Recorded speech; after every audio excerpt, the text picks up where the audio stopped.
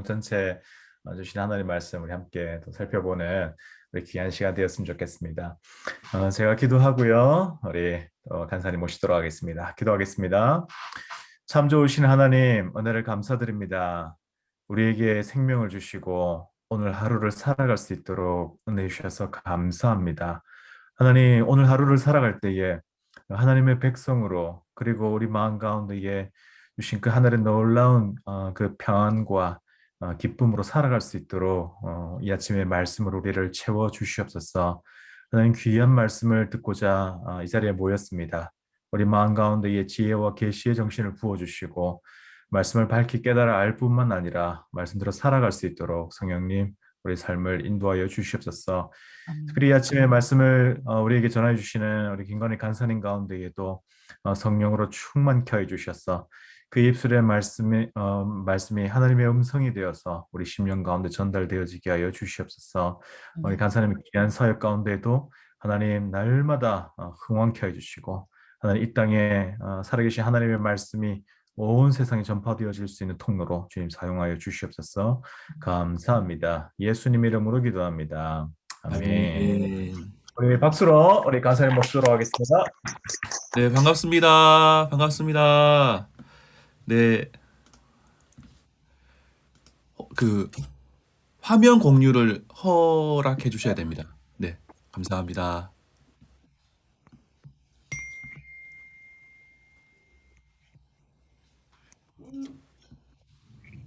네, 됐나요? 아직 비활성화되어 있다고 얘기가 나옵니다. 아, 이걸 테스트 안 해봤네요. 네. 제가 지금 핸드폰으로 하고 있어가지고 이게 문서 공유를 해야 되는 겁니까? 화면 거기에 컴퓨터 상에는 보안이라고 되어 있는 부분을 클릭하시면 되는데 휴대폰으로는 잘 모르겠습니다. 휴대폰으로 안 해봐서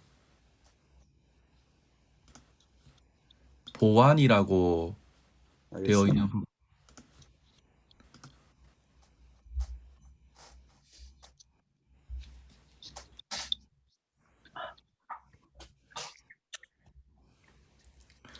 네, 뭐 지난주에 저희가 했던 것들 조금 기억하면서 제가 시작하면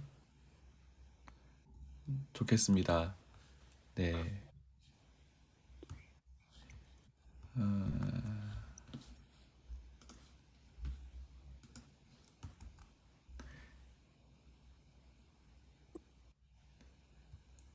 간사님 혹시 호스트를 네. 됐나요? 아니요. 간사님께 공유됐습니다. 네. 알겠습니다. 제가 빨리 지금 하겠습니다.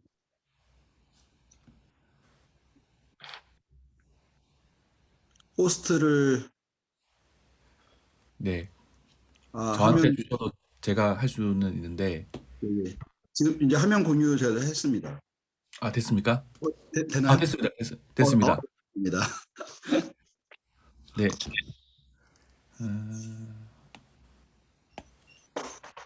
네, 이제 보이시죠? 네, 보입니다.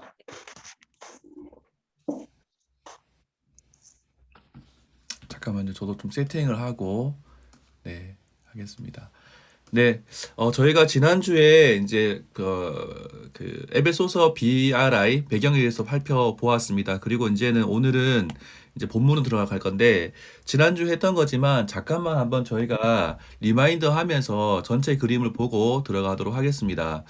제가 설명드렸던 부분이어서 좀 다 펼쳐놓고 한번 더 설명을 드릴게요. 네, 여기에 이제 저희가 1장에서 하늘에 있는 모든 신령한 복이 우리에게 임했다라고 말씀을 드렸어요. 그래서 그 에베소서의 BRI를 할 때 배경을 할 때 그 당시에 사람들은 우리 인간의 편에서 하나님에 있는 영역으로 올라가야지 구원을 받는다라고 제가 말씀을 드렸었어요. 그런데 바울은 또 하나님께서는 하늘에 있는 모든 신령한 복을 우리에게 주심으로 하나님의 구원을 이룬 것에 대해서 말씀하는 거죠.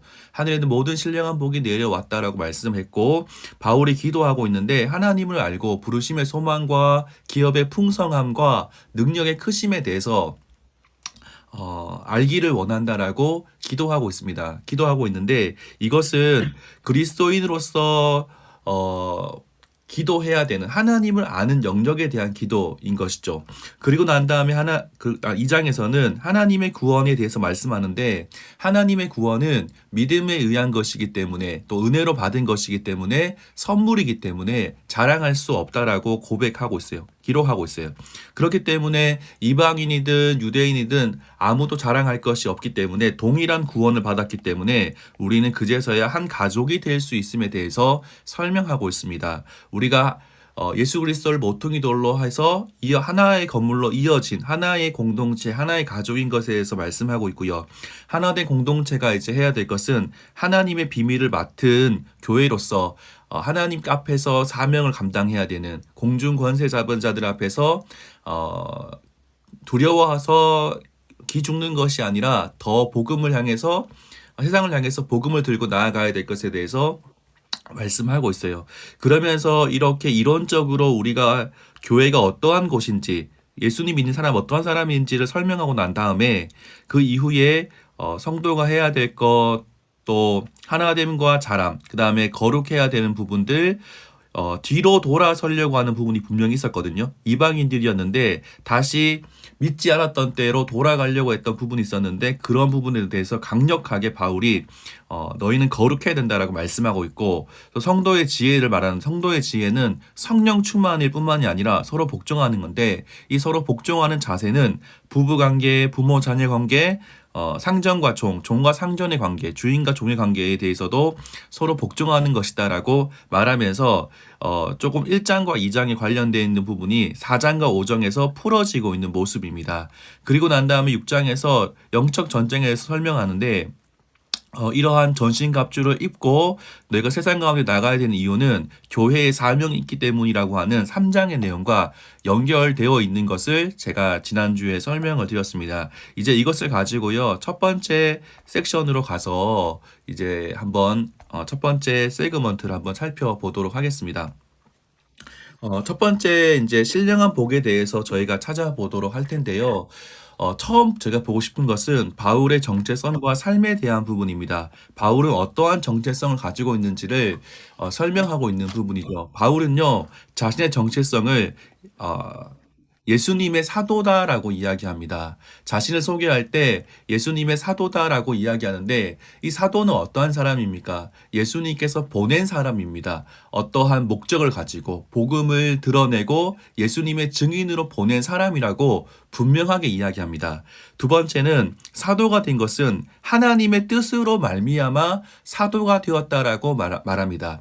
사람의 뜻도 아니고 자기의 뜻도 아니라 하나님께서 자신을 사도로 세우셨고 보내셨다라는 고백이 분명하게 담겨 있는 것이죠. 또한 우리가 볼 수 있는 것은요, 사도됨의 본입니다. 이 사도됨의 본을 제가 찾으면서요, 사도 바울의 모습에 대해서 한번 생각해 봤어요. 사도됨의 본은요, 정말 성도들에 대해서 관심이 많다. 교회를 정말 사랑하고 아끼는 사람이다 라고 하는 것을 생각해 보게 됩니다. 15절 말씀에 보니까 성도들에 대한 소식에 관심이 매우 많았다라고 하는 것을 알 수 있죠. 또한 이렇게 감사를 하는데요. 어떠한 것이 감사가 되냐면 성도의 믿음과 성도를 향한 사랑의 모습이 너희들끼리 서로 사랑하고 있는 모습 때문에 성도들이 믿음이 있는 것 때문에 감사하는 모습을 감사의 조건, 감사를 하는 모습을 통해서 사도들의 모습이 이러한 모습이구나. 또한 기도할 때마다 성도를 위해서 기도하는 것이 사도됨의 본이구나라고 하는 것을 생각해 보게 되었습니다. 저는 사도행전을 보면서 사도 바울이 정말 교회를 사랑하는 사람인 것에 대해서 확인하게 되더라고요.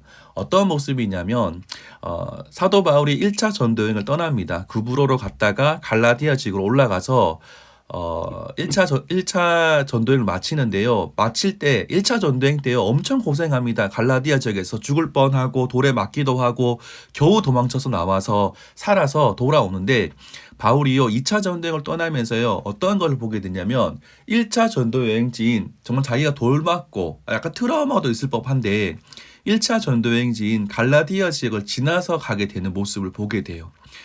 바울의 관심은 성도들이 지금 잘 있는가, 복음으로 인해서 잘 세워진 교회가 잘 있는가에 대한 관심이 있었던 것으로 보이는 거죠. 그리고 2차 전도여행을 마치고 난 다음에 3차 전도여행을 할 때도요. 또다시 갈라디아 지역을 갑니다. 갈라디아 지역뿐만이 아니라 이번에는 에베소에 사역하다가 돌아오는 길에 마게도냐와 아가야 지역, 2차 전도여행 지역을 돌아보고 다시금 가는 모습을 보게 되는 것이죠. 그렇게 가는 길이 결국 쉽지는 않습니다. 육로로 가야 되는데 쉽지 않은 그 길을 선택해서 가는 모습을 보면서 아, 바울이 정말 교회를 사랑하는구나. 그냥 지나칠 수 있음에도 불구하고 교회를 방문해서 교회가 잘 세워져 있는 모습을 확인하는 것을 통해서요. 정말 바울이 교회를 사랑하는 모습이구나. 하나님의 사역자가 이러한 모습이구나. 정말 하나님의 사역자가 자신의 뜻이 아니라 하나님의 뜻으로 하나님의 사역자가 되었을 뿐만이 아니라 그리고 교회를 사랑하는 그 모습을 통해서 우리의 모습 가운데에 정말 하나님께서 우리를 부르신 그 부르심 앞에서 정말 믿음으로 반응해야 될 것에 대해서 한번 도전을 드리고 싶습니다. 저는 이 말씀을 보면서요. 저는 어떠한 사역자로서의 정체성을 가지고 있는가. 저는 하나님의 사역자로서 정말 하나님께서 부르셨다. 하나님의 뜻으로 사역자가 되었다라고 하는 확신이 있는지에 대해 다시 한번 더 생각해 보게 되는 시간이었어요. 정말 내가 성도를 사랑하고 나에게 맡겨주신 그 영역을 사랑하고 있는가에 대해서 한번 생각해 보았는데요. 우리 사랑하는 호주 또 한국에 있는 이렇게 형제 자매님들 사역자들 가운데 그러한 모습이 있길 소망합니다. 이제 하늘에 있는 모든 신령한 복에 대해서 저희가 좀 찾아보고 싶습니다. 1장 3절을 제가 읽어드리겠습니다. 찬송하리로다 하나님 곧 우리 주 예수 그리스도의 아버지께서 그리스도 안에서 하늘에 속한 모든 신령한 복을 우리에게 주시되라고 이야기하면서 어떻게 주셨는지에 대해서 설명하고 있습니다. 전제는요. 하나님 아버지께서 그리스도 안에서 예수님 안에서 하늘에 속한 모든 신령한 복을 우리에게 주셨다라고 하는 건데요. 이 주신 것에 대해서 제가 정리하면서 성부, 성자, 성령 하나님의 사역과 이유에 대해 찾아볼 수가 있었습니다. 첫 번째 나오는 것은요. 3절과 5절에 우리를요. 하나님의 아들이 되게 하셨다는 것을 계획하고 있습니다. 성부의 사역인 거죠. 하나님 아버지의 사역이 우리를요. 하나님의 아들들이 되게 하셨다라고 하는 거예요. 그 이유가 무엇이었냐면 하늘에 있는 모든 신령한 복을 주셔서 우리로 하여금 하나님의 자녀들이 하나님의 아들들이 되게 하신 이유는 그의 은혜의 영광을 찬송하기 위한 것이다라고 말씀하고 있습니다. 또한 예수님께서도요 하셨던 사역이 있는데 그것은요 우리를 성장하신 사역입니다. 성부께서는 하나님의 아들이 되게 하신 계획적인 의미라면은 이제 예수님께서는요 정말 성장하셨던 그 사역을 하셨다라고 하는 것이에요. 그 이유는 뭐냐면 그의 기뻐하심을 따라 그리스도 안에서 예정하신 것이고 하늘에 땅에 있는 것이 다 그리스도 안에서 통일되게 하려 하시기 위해서 우리를 속량하셨다라고 말씀하는 것이죠. 우리를 속량하셔서 동일한 하나님의 아들을 되게 하심으로 말미암아 통일되게 연합되게 하려고 했던 의도가 있다라고 말씀합니다. 또한 우리를요 예정을 입어서 그의 안에서 기업이 되게 하셨다라고 말씀하는 거죠. 하나님 나라의 백성이 되게 하셨다라고 말씀하는데 그 이유가 무엇이냐면은 동일합니다. 그의 영광의 찬송이 되게 하려 하심. 우리가요 구원받은 것, 속량받은 것 그것으로 말미암아서 하나님의 영광이 찬송 그 자체가 찬송이 되게 하기 위해서 우리를 그렇게 하셨다. 하늘에 있는 모든 신령한 복을 우리에게 주셨다라고 말씀하고 있는 것이죠. 그러면서 성령의 사역에 대해서 우리가 찾아볼 수 있는데 13절에요 좀 달라지는 것은요 계속 우리가라고 나오는데 여기 3절에서는 너희도라고 이야기하면서 우리를 포함한 너희 모두까지도 그러니까 이 모든 것이 우리와 너희 모두에게 포함된 것을 설명하면서요 구원의 복음을 듣고 그 안에서 믿어 약속의 성령으로 인치심을 받았다. 약속의 성령으로 인치심을 받았다라고 이야기합니다. 성령으로 인치심을 받은 것에 대해서 이야기하면서 그 이유는 동일합니다. 그의 영광을 찬송하게 하려 하기 때문이다라고 말씀하고 있어요. 제가 여기서 다 설명을 드려버렸는데 자세하게 보면은 이렇게 다시 한번 더 볼 수 있어요. 성부의 사역과 이유입니다. 성부의 사역은요 아들이 되게 하심이에요. 그러니까 좀 자세히 보면은 창세 전에 그리스도 안에서 우리를 택하셨을 뿐만이 아니라 우리로 하여금 우리로 사랑 안에서 그 안에서 거룩하고 흠없이 하시려고 우리를 택하셨다라고 말씀합니다. 그리고 기쁘신 뜻대로 우리를 예정하사 하나님의 아들이 되게 하셨는데 하나님의 아들이 되게 하신 이유가 뭐냐면 찬송을 위한 것이다라고 말씀하고 있고요. 성자의 사역도 마찬가지입니다. 죄사함이고 우리를 기업으로 삼으신 건데 결국에서 우리가 볼 수 있는 것은 그의 영광의 찬송이 되게 하기 위함이다라고 말씀하고 있고요. 성령도 마찬가지입니다. 성령의 사역도 성령으로 인치셨는데 이유는 우리가 우리의 모습 그 자체가 하나님의 영광을 찬송하기 위한 것이다라고 말씀하고 있어요. 이것을 통해서 제가 말씀드리고 싶은 것은 하늘에 있는 모든 신령한 복이 우리에게 주어졌다라고 말씀하는 겁니다. 성부, 성자, 성령의 사역에 의해서 하늘에 있는 모든 신령한 복이 사람들이요 노력해서 이루어가는 것이 아니라 하나님께서요 이미 우리에게 주셨다라고 말씀하고 있는 것이죠. 전 이것을 조금 더 설명을 드리고 싶은데 구약의 하나님께서요 이미 아브라함에게 복을 주셨다라고 말씀하고 있어요. 하나님께서 아브라함에게 복을 주셨고 이 복의 이유가 무엇이냐면은 하나님께서요 이스라엘 민족을 선택하셨고 그 복이 이스라엘 민족까지 왔고 이스라엘 민족으로 하여금 제사장 나라의 역할을 하도록 만들어 주셨다라고 하는 거예요. 제가 지난 월요일, 화요일 날 몽골에 물론 줌으로 창세기 강의를 했는데 하나님께서요 창세기를 통해서 말씀하는 것은 무엇이냐면은 하나님께서 계속해서 그 하나님 나라를 세워 가시는 모습이거든요. 예, 보여드리면은 하나님께서 천지를 창조하셨어요. 이렇게 하나님 나라를 창조하셨습니다. 하지만 인간이 하나님 나라를 이렇게 망가뜨리게 되는 거죠. 죄로 인해서 망가뜨립니다. 그런데 하나님께서는요 이 인간들을 이 세계를 다시 한 번 더 하나님 나라로 만들어 가시더라고요. 하나님의 의지를 가지고. 그렇지만 또다시 인간은 망가뜨립니다. 하지만 또다시 하나님은 세워가시는 거예요. 계속해서 창세기에서 하나님께서 만드시려고 했던 것은 하나님 나라였다는 거예요. 그러면요 출애굽한 이스라엘 백성들이 원독자라고 저희가 보는데 출애굽한 이스라엘 백성들에게 주는 메시지는 무엇이냐면은 우리가 가나안 땅에 들어가서 만들어야 될 나라는 하나님 나라구나. 하나님의 통치를 받는 나라이구나. 그리고 하나님의 통치를 받는 나라는 우리만 잘 사는 것이 아니라 이것을 온 열방 가운데에 전파해야 되는구나 라고 하는 것을 깨닫게 되는 거죠. 동일하게 출애굽기를 봤을 때도 하나님께서 원하시는 것은 하나님의 복을 받은 이스라엘 민족이 해야 될 것은 제사장 나라의 역할이라고 말씀하는 거예요. 하지만 이 제사장 나라의 역할을 이스라엘 민족들이 잘 했냐? 그렇지 못했다라고 하는 것을 우리가 성경에서 볼 수 있는 거죠. 결국에는요, 하나님께서 복을 주셨습니다. 그래서 그 복을 드러내야 되는데 결국에는 복이 되지 못한 이스라엘 민족을 우리가 보게 되는데 동일하게 하나님께서는요, 신약시대에 예수님으로 인해서 교회에게 복을 주셨다라고 하는 것이에요. 그 복은 무엇이냐면 하나님께서 주셨던 구원의 복입니다. 이 복을 통해서 우리만 잘 살고 우리만 누리는 것이 아니라 하나님께서 원하셨던 것은 복음 전파 역할을 우리에게 하기를 원하셨다라고 말씀하고 있어요. 그런데 지금 우리는 어떻게 살아가고 있는지 그 복을 누리면서 복음 전파의 역할을 잘 감당하고 있는지에 대해서 저는 여러분들에게 말씀드리고 싶습니다. 저 역시 마찬가지입니다. 나는 지금 내가 받은 복을 나만 누리고 있는가 아니면 정말 제사장 나라의 역할을 하고 있는지 돌아보면서 있는데 우리의 모습 가운데 정말 신령한 복을 누리고 살아가고 있는지 정말 신령한 복을 드러내며 전파하고 있는 모습인지 좀 돌아보는 시간이 되었으면 좋겠습니다.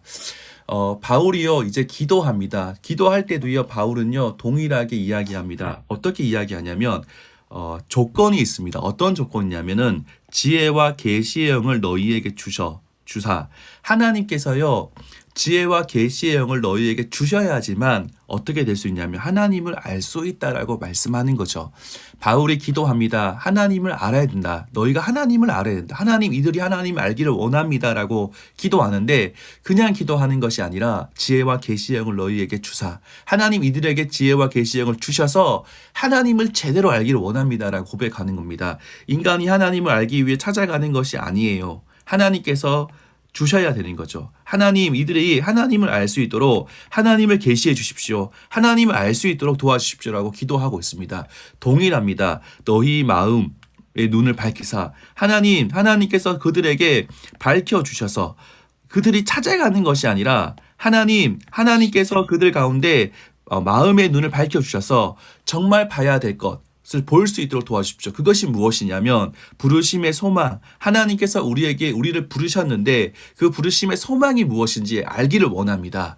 하나님 성도 안에서 그 기업의 영광의 풍성함이 정말 하나님 나라의 그 풍성한 그 은혜가 무엇인지 알기를 원합니다. 또한 하나님 그들이 정말 하나님의 능력이 얼마나 크신 것인지 크심을 제대로 알 수 있도록 하나님 도와주십시오 라고 기도하고 있는데, 이것을 반대로 이야기하면 하나님 앞에 이러한 것이 너희에게 이러한 것이 있어야 되는 것을 말하는 거죠. 하나님을 아는 것, 부르심의 소망이 무엇인지, 영광의 풍성함이 무엇인지, 기업의 영광의 풍성함이 무엇인지, 능력의 지극히 크심이 어떠한 것인지를 우리가 알아야 되는지를 생각하게 되는 것이죠. 원독자들이 이것에 대해서 도전받았다고 생각합니다. 우리가 정말 하나님을 알아가고 있는가? 정말 이러한 풍성한 것을 알아가고 있는지에 대해서 생각했다라고 생각해요. 저 역시 마찬가지입니다. 나는 하나님을 알아가고 있는 과정 중에 있는가? 하나님의 지혜와 하나님의 계시의 영을 저에게 주십시오. 하나님 정말 알고 싶습니다. 하나님 알고 싶습니다. 그런 고백을 하고 있는지 돌아보는 시간이었는데요.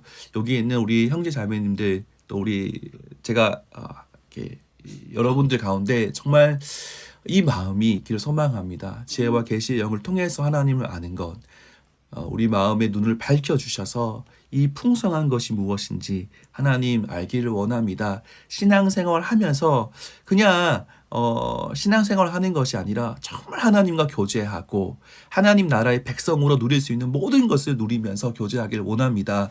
그러한 고백으로 살아갈 수 있기를 소망합니다. 두 번, 이제 또 보고 싶은 것은요, 진전입니다. 진전이라고 하는 것은 어떤 하나의 개념이 점점 커지는 것을 말하는데요. 예수님에 대해서 이야기하는 부분이에요. 하나님의 능력이 그리스도 안에서 역사하사 죽은 자들 가운데 다시 살리실 뿐만이 아니라 살리신 그 예수님을 자기의 오른편에 앉히셨다라고 말씀하고 있는 거죠. 그리고는요, 그뿐만이 아니라 모든 이름 위에 뛰어나게 하셨다. 또 만물을 그의 발 아래 복종하게 하셨다. 마지막 결론적으로 예수님을 만물 위에 교회의 머리로 삼으셨다. 네. 예수님, 사람이 몸이 이렇게, 네, 제가 그림을 잘못 그리니까, 네, 이렇게 있으면, 죄송합니다. 이렇게 있으면, 이게 몸이고, 이게 머리인데, 머리가 예수님이라는 거죠. 그리고 이게 교회라고 말하는데, 이 교회의 머리로 삼으셨다라고 이야기하면서 예수님에 대해서 설명하고 있는 것이죠. 정말 우리의 머리가 예수 그리스도가 맞는가? 정말 우리가 예수님을 따르고 있는가? 정말 하나님의 능력과 예수 그리스도의 머리됨을 인정하고 있는지에 대해서 말씀하고 있는데, 이것과 함께 동일하게 보고 싶은 것은 이 부분입니다. 결국에는 이것을 설명하기 위해서 예수님을 설명했다라고 저는 생각합니다. 왜냐하면요, 결국에 결론적으로 교회의 머리는 예수 그리스도라고 설명을 하고 있죠. 선포하고 있습니다. 그리고 교회는 어떠한 곳입니까? 예수 그리스도의 몸이다라고 이야기하는 것이죠. 머리이신 예수님, 교회이신 몸에 대해서 설명하고 난 다음에 교회는 어떠한 곳이냐? 교회는요, 머리이신 예수님이 머리가 예수님이시고 뿐만이 아니라 그리스도의 몸인데, 이 그리스도의 몸인 교회는요, 어떠한 곳이냐면 만물을 충만케 하시는, 만물 안에서 만물을 충만케 하시는 자의 충만함이 교회다라고 이야기하는 거예요. 이 충만함이라고 하는 것은요, 꽉 차 있다. 더 이상 올라갈 데가 없고 충만하다. 더 이상 교회를 평가할 수 없다라고 이야기하는 거죠. 제가 설명을 드렸습니다. 7개의 단계가 있다고 설명을 드렸어요. 당시의 사람들은요, 모든 것을 이렇게 생각했습니다. 이 사람은 어느 단계에 있는가? 이 단체는 어느 단계에 있는가? 라고 하는 것을 생각했다라고 하는 것이에요.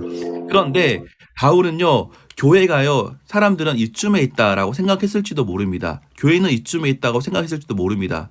더 올라가 있다고 생각했을지도 몰라요. 하지만 교회는요, 그런 것이 아니라는 거예요. 교회는 그 자체로 충만하고 충분하고 완전하고 교회는 하나님의 영역에 있다라고 이야기하는 거죠.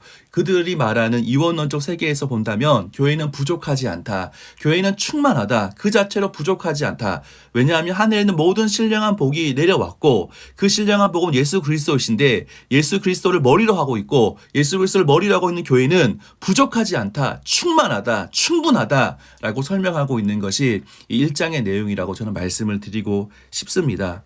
원독자들은 어떠한 마음이었을까요? 어떠한 생각이었을까요? 원독자들은 교회 성도들인데 에베소 교회 성도들인데 에베소 교회 성도들도요 그렇게 생각했을지도 모릅니다. 왜냐하면 이원론이 너무나 판치고 있었기 때문에 이원론적인 세계에서 교회도 세상 가운데서 봤을 때 조금 부족하지는 않을까. 교회도 조금 더 성장해야 되지 않을까? 교회가 그 자체로 조금 더 성장에 대해서 노력해야 되지 않을까라고 한 생각을 했을지도 모르는데, 바울은 거기에 대해서 아니야. 교회는 부족하지 않아. 예수님을 머리로 하고 있기 때문에 예수님께서 충만케 하시기 때문에 교회는 부족하지 않아. 교회는 그 자체로 완전해, 완벽해라고 말하는 것이 1장의 내용이라고 저는 말씀을 드리고 싶습니다. 이제 2장으로 넘어가서요. 어떻게 그리스도를 통한 연합을 이루는지에 대해서 한번 살펴보도록 하겠습니다. 비교입니다. 똑같다라고 하는 이야기예요. 첫 번째 이방인에 대해서 이야기합니다.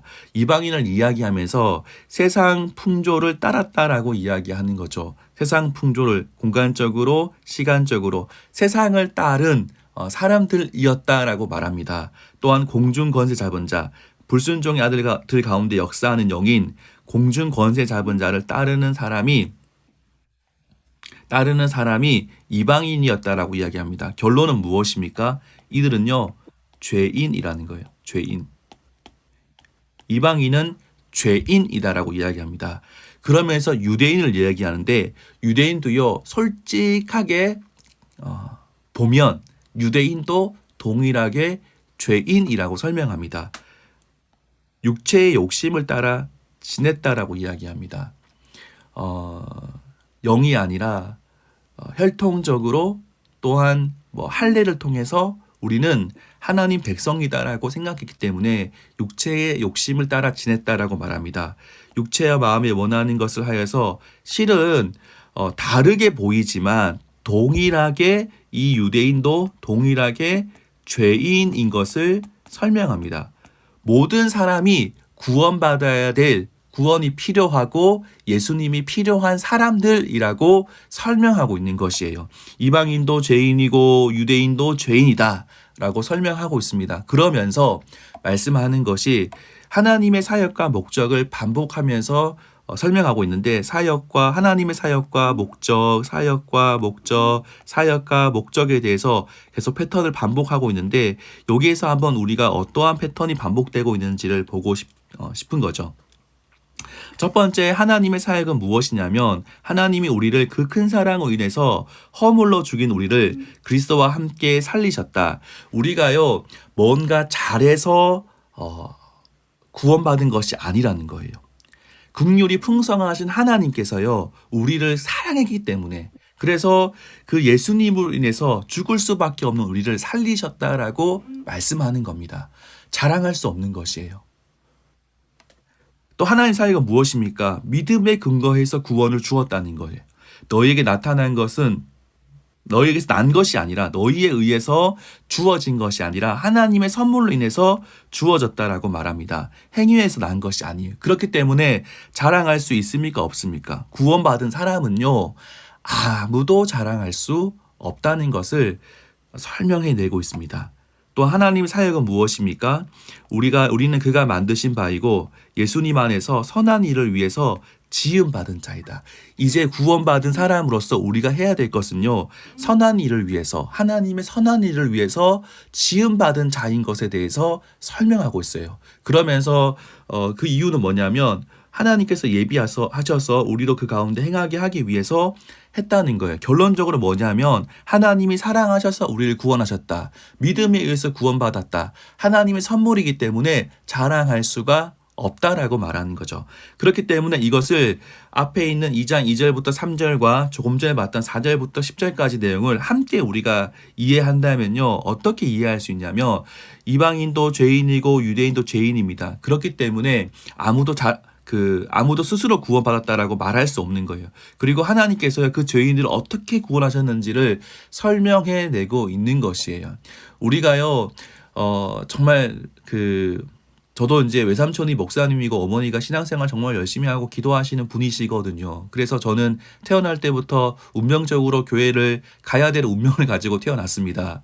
제가 한번 초등학교 1학년 때인가 2학년 때인가 기억이 잘 나지 않지만 한 30년 전이죠. 저는 이제 40세거든요. 40세인데 30년 전쯤에 이제 디즈니 만화를 보기 위해서 주일 9시에 디즈니 만화가 합니다. 그 당시에는 만화가 흔치 않았어요. 그렇기 때문에 만화를 보기 위해서 유혹이 되는 겁니다. 9시에 예배가 있습니다.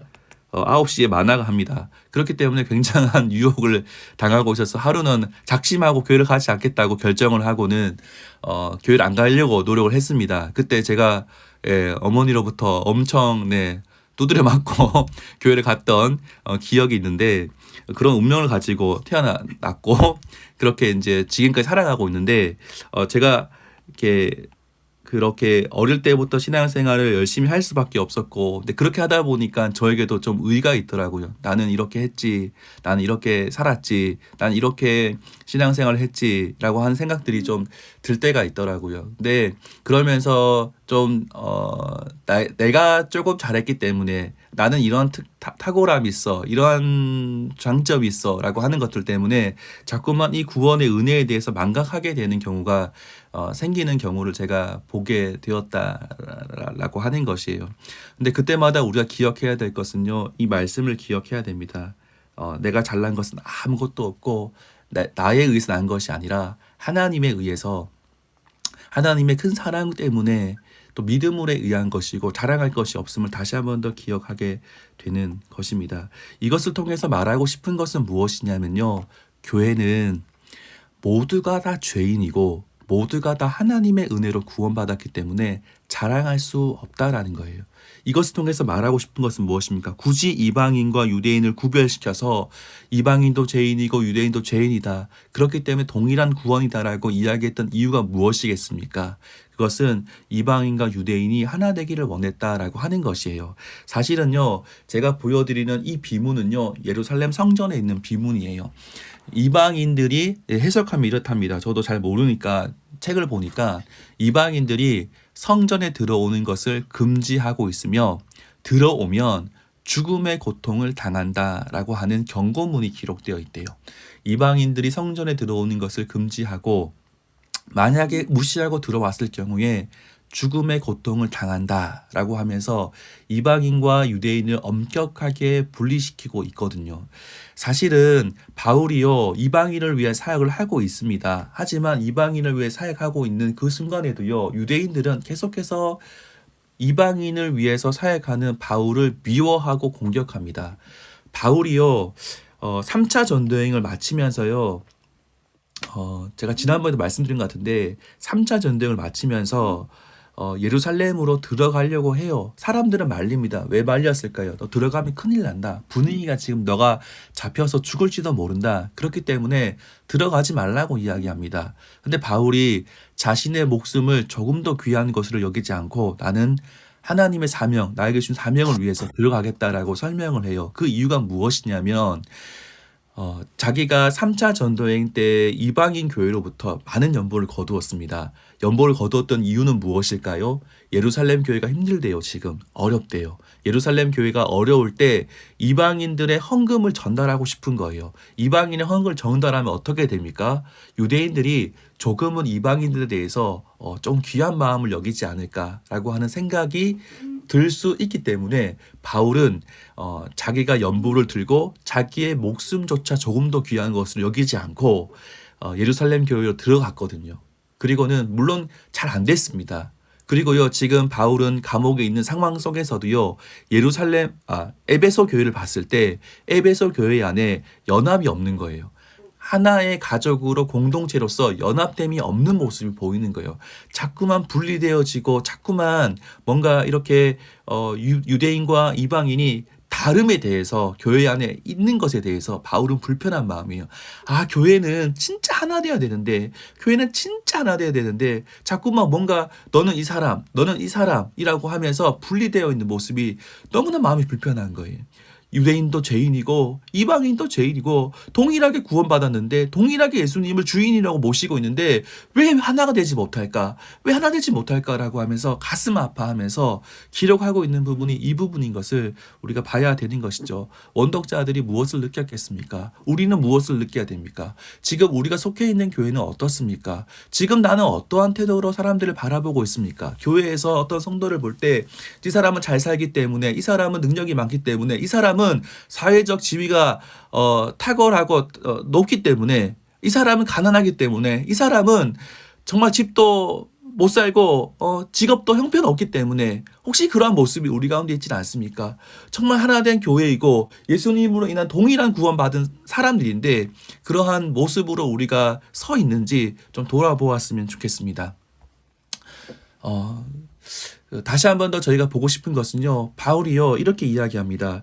조금 더 이방인인 너희를 향해서, 그러니까 이방인인, 그러니까 에베소 교회 안에 있는 대부분의 이방인들을 위해서 기록하고 있는 부분인데요. 어떤 부분이냐면 시간으로 제가 봤습니다. 그때에 너희가 예수님 믿기 이전에, 그 다음에 이제는이라고 하는 것을 통해서 예수님의 피, 예수님을 경험했는 그 순간, 그리고 이제부터는 그 이유는 어떻게 되는지에 대해서 좀 다르게 설명하고 있더라고요. 그때는 어떤 사람들이었냐면 육체로는 이방인입니다.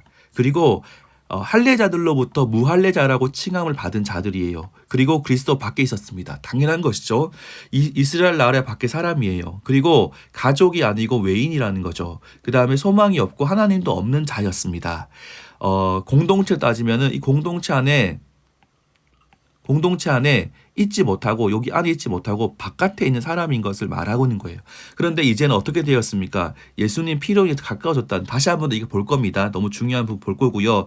예수님 피로 인해서 가까워졌다라고 설명하고 난 다음에 이제부터는 어때야 되는지 설명하는 거죠. 너희는요 외인이 아니래요. 밖에 있는 사람이 아니래요. 너희는 안에 있는 사람이에요. 예수님으로 인해서 안으로 들어왔다고 설명하는 거죠. 나그네도 아니고 오직 성도들과 동일한 시민이에요. 하나님의 권속이고 하나님의 가족이라고 설명하고 있습니다. 너희는요 사도들과 선지자들 터 위에 세우심을 함께 입은 자들이라고 말합니다. 사도들, 하나님께서, 예수님께서 보내신 자들, 선지자들은 구약의 선지자를 말하는데 그 터 위에서 함께 세우심을 입은 자이고 그의 안에서 건물마다 서로 연결되어서 주 안에서 성전되어져 가는 자들, 너희도 성령 안에서 거하실 처소가 되기 위해서 그리스도 예수 안에서 따로가 아니라 함께 지어져 가고 있는 하나의 교회인 것에 대해 설명을 하고 있는 것이죠. 그때에는 밖에 있었지만 이제는 예수님의 피로 말미암아 안에 들어와 있고 함께 지어져 가는 한 공동체이고 하나된 교회이다라고 설명을 하고 있습니다. 중간에 13절부터 18절까지 설명을 드리면 예수님의 사역입니다. 둘을 하나로 만드사 원수된 것, 그 중간에 막힌 담을 자기 육체로 헐어버렸다라고 말하는 거죠. 이방인과 유대인 사이에 있던 담을 예수님께서 십자가로 말미암아 헐었다, 없애버렸다라고 말씀을 하고 있습니다. 그리고 법점으로 된 계명의 율법을 폐하셨다. 계명의 율법을 폐하심으로 말미암아 이렇게 중간에 막힌 담을 허셨다라고 말씀하는 거죠. 이유는 목적은 뭐냐면 자기 안에서, 예수님 안에서 한 세 사람을 지어 화평하게 하시고 십자가로 이 둘을 한 몸으로, 이방인 따로 유대인 따로가 아니라 한 몸으로 하나님과 화목하게 하기 위해서 그렇게 이런 사역을 하셨다라고 말씀을 하고 있죠. 그러면서 또 말씀하는 것은 원수된 것을 소멸하시고 또 오셔서 먼데 있는 너희에게 평화를 정하시고 너희 이방인들에게 평화를 전하시고 가까운 데 있는 유대인들에게도 평화를 전했다. 정했던 것은 동일합니다. 평안.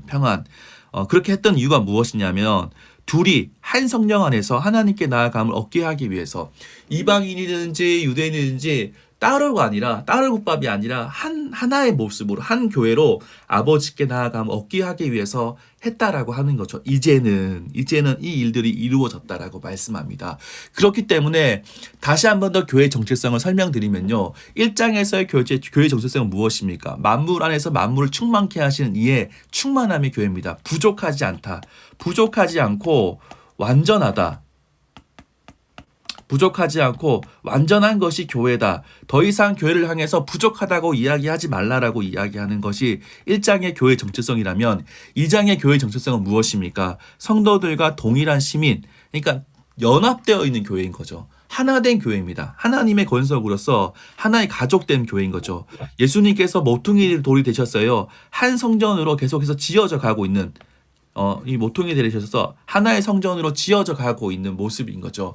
사도들과 선지자 더 위에 새 옷임을 입었고 성전이 되어가고 성령 안에서 예수님 안에서 함께 지어져 가고 하나님이 거하실 처소가 바로 교회다라고 다시 한 번 더 설명을 하고 있는 부분이 2장에 있는 내용입니다.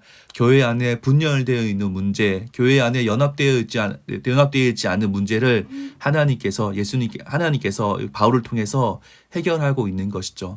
우리는 어떠한 시각을 가지고 있습니까? 우리의 교회는 어떻습니까? 우리는 어떠한 마음으로 성도를 바라보고 있습니까? 어떠한 마음으로 교회를 생각하고 있는지 우리의 모습을 한번 생각해 보았으면 좋겠습니다.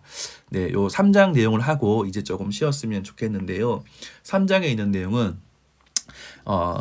이런 거죠. 신령한 복을 1장에서 설명을 합니다. 그 다음에 2장에서는요, 교회 연합을 설명을 합니다. 3장에서는요, 이제 이 연합된 교회가 해야 될 것이 무엇인지를 설명하고 있는데 그것은 바로 비밀을 맡았다라고 하는 것이에요. 비밀을 맡았다. 이 비밀을 맡은 것이 어떤 것인지 한번 보겠습니다. 3장 내용이요.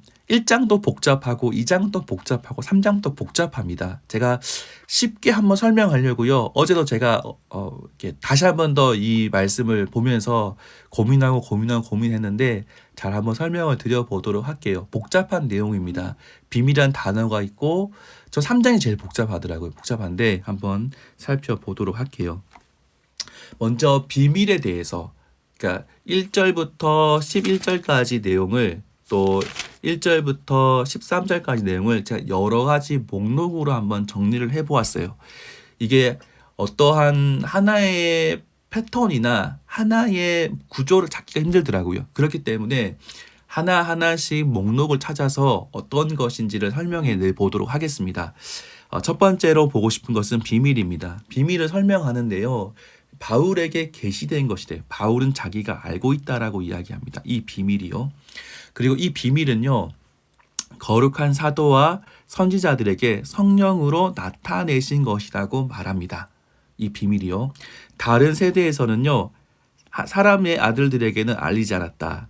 하나님의 아들이 아닌 세상 사람들에게는 알리지 않았다라고 이야기합니다. 영원부터 하나님 속에 감추어졌던 것이 비밀이다라고 이야기하는 거예요. 그런데 그것이 이제 드러나는데 비밀이 더 이상 비밀이 아니라 드러나는 것은 이미 영원 전부터 예수님 안에서 예정하신 것이다라고 설명하고 있어요. 이미 예수님 안에서 예정되어진 것이다. 예수님 안에서 이 비밀이 드러날 것을 이미 예정하셨다. 영원부터 말씀합니다. 그러면서 이 비밀, 복음, 구원, 이것이 어떠한 결과 드러나는데 이것이 어떠한 결과를 나타내는지를 설명해 보도록 할게요. 보니까 이 비밀이 드러난 것 때문에 일어나는 일은요. 이방인들이 함께 상속자가 되는 거예요.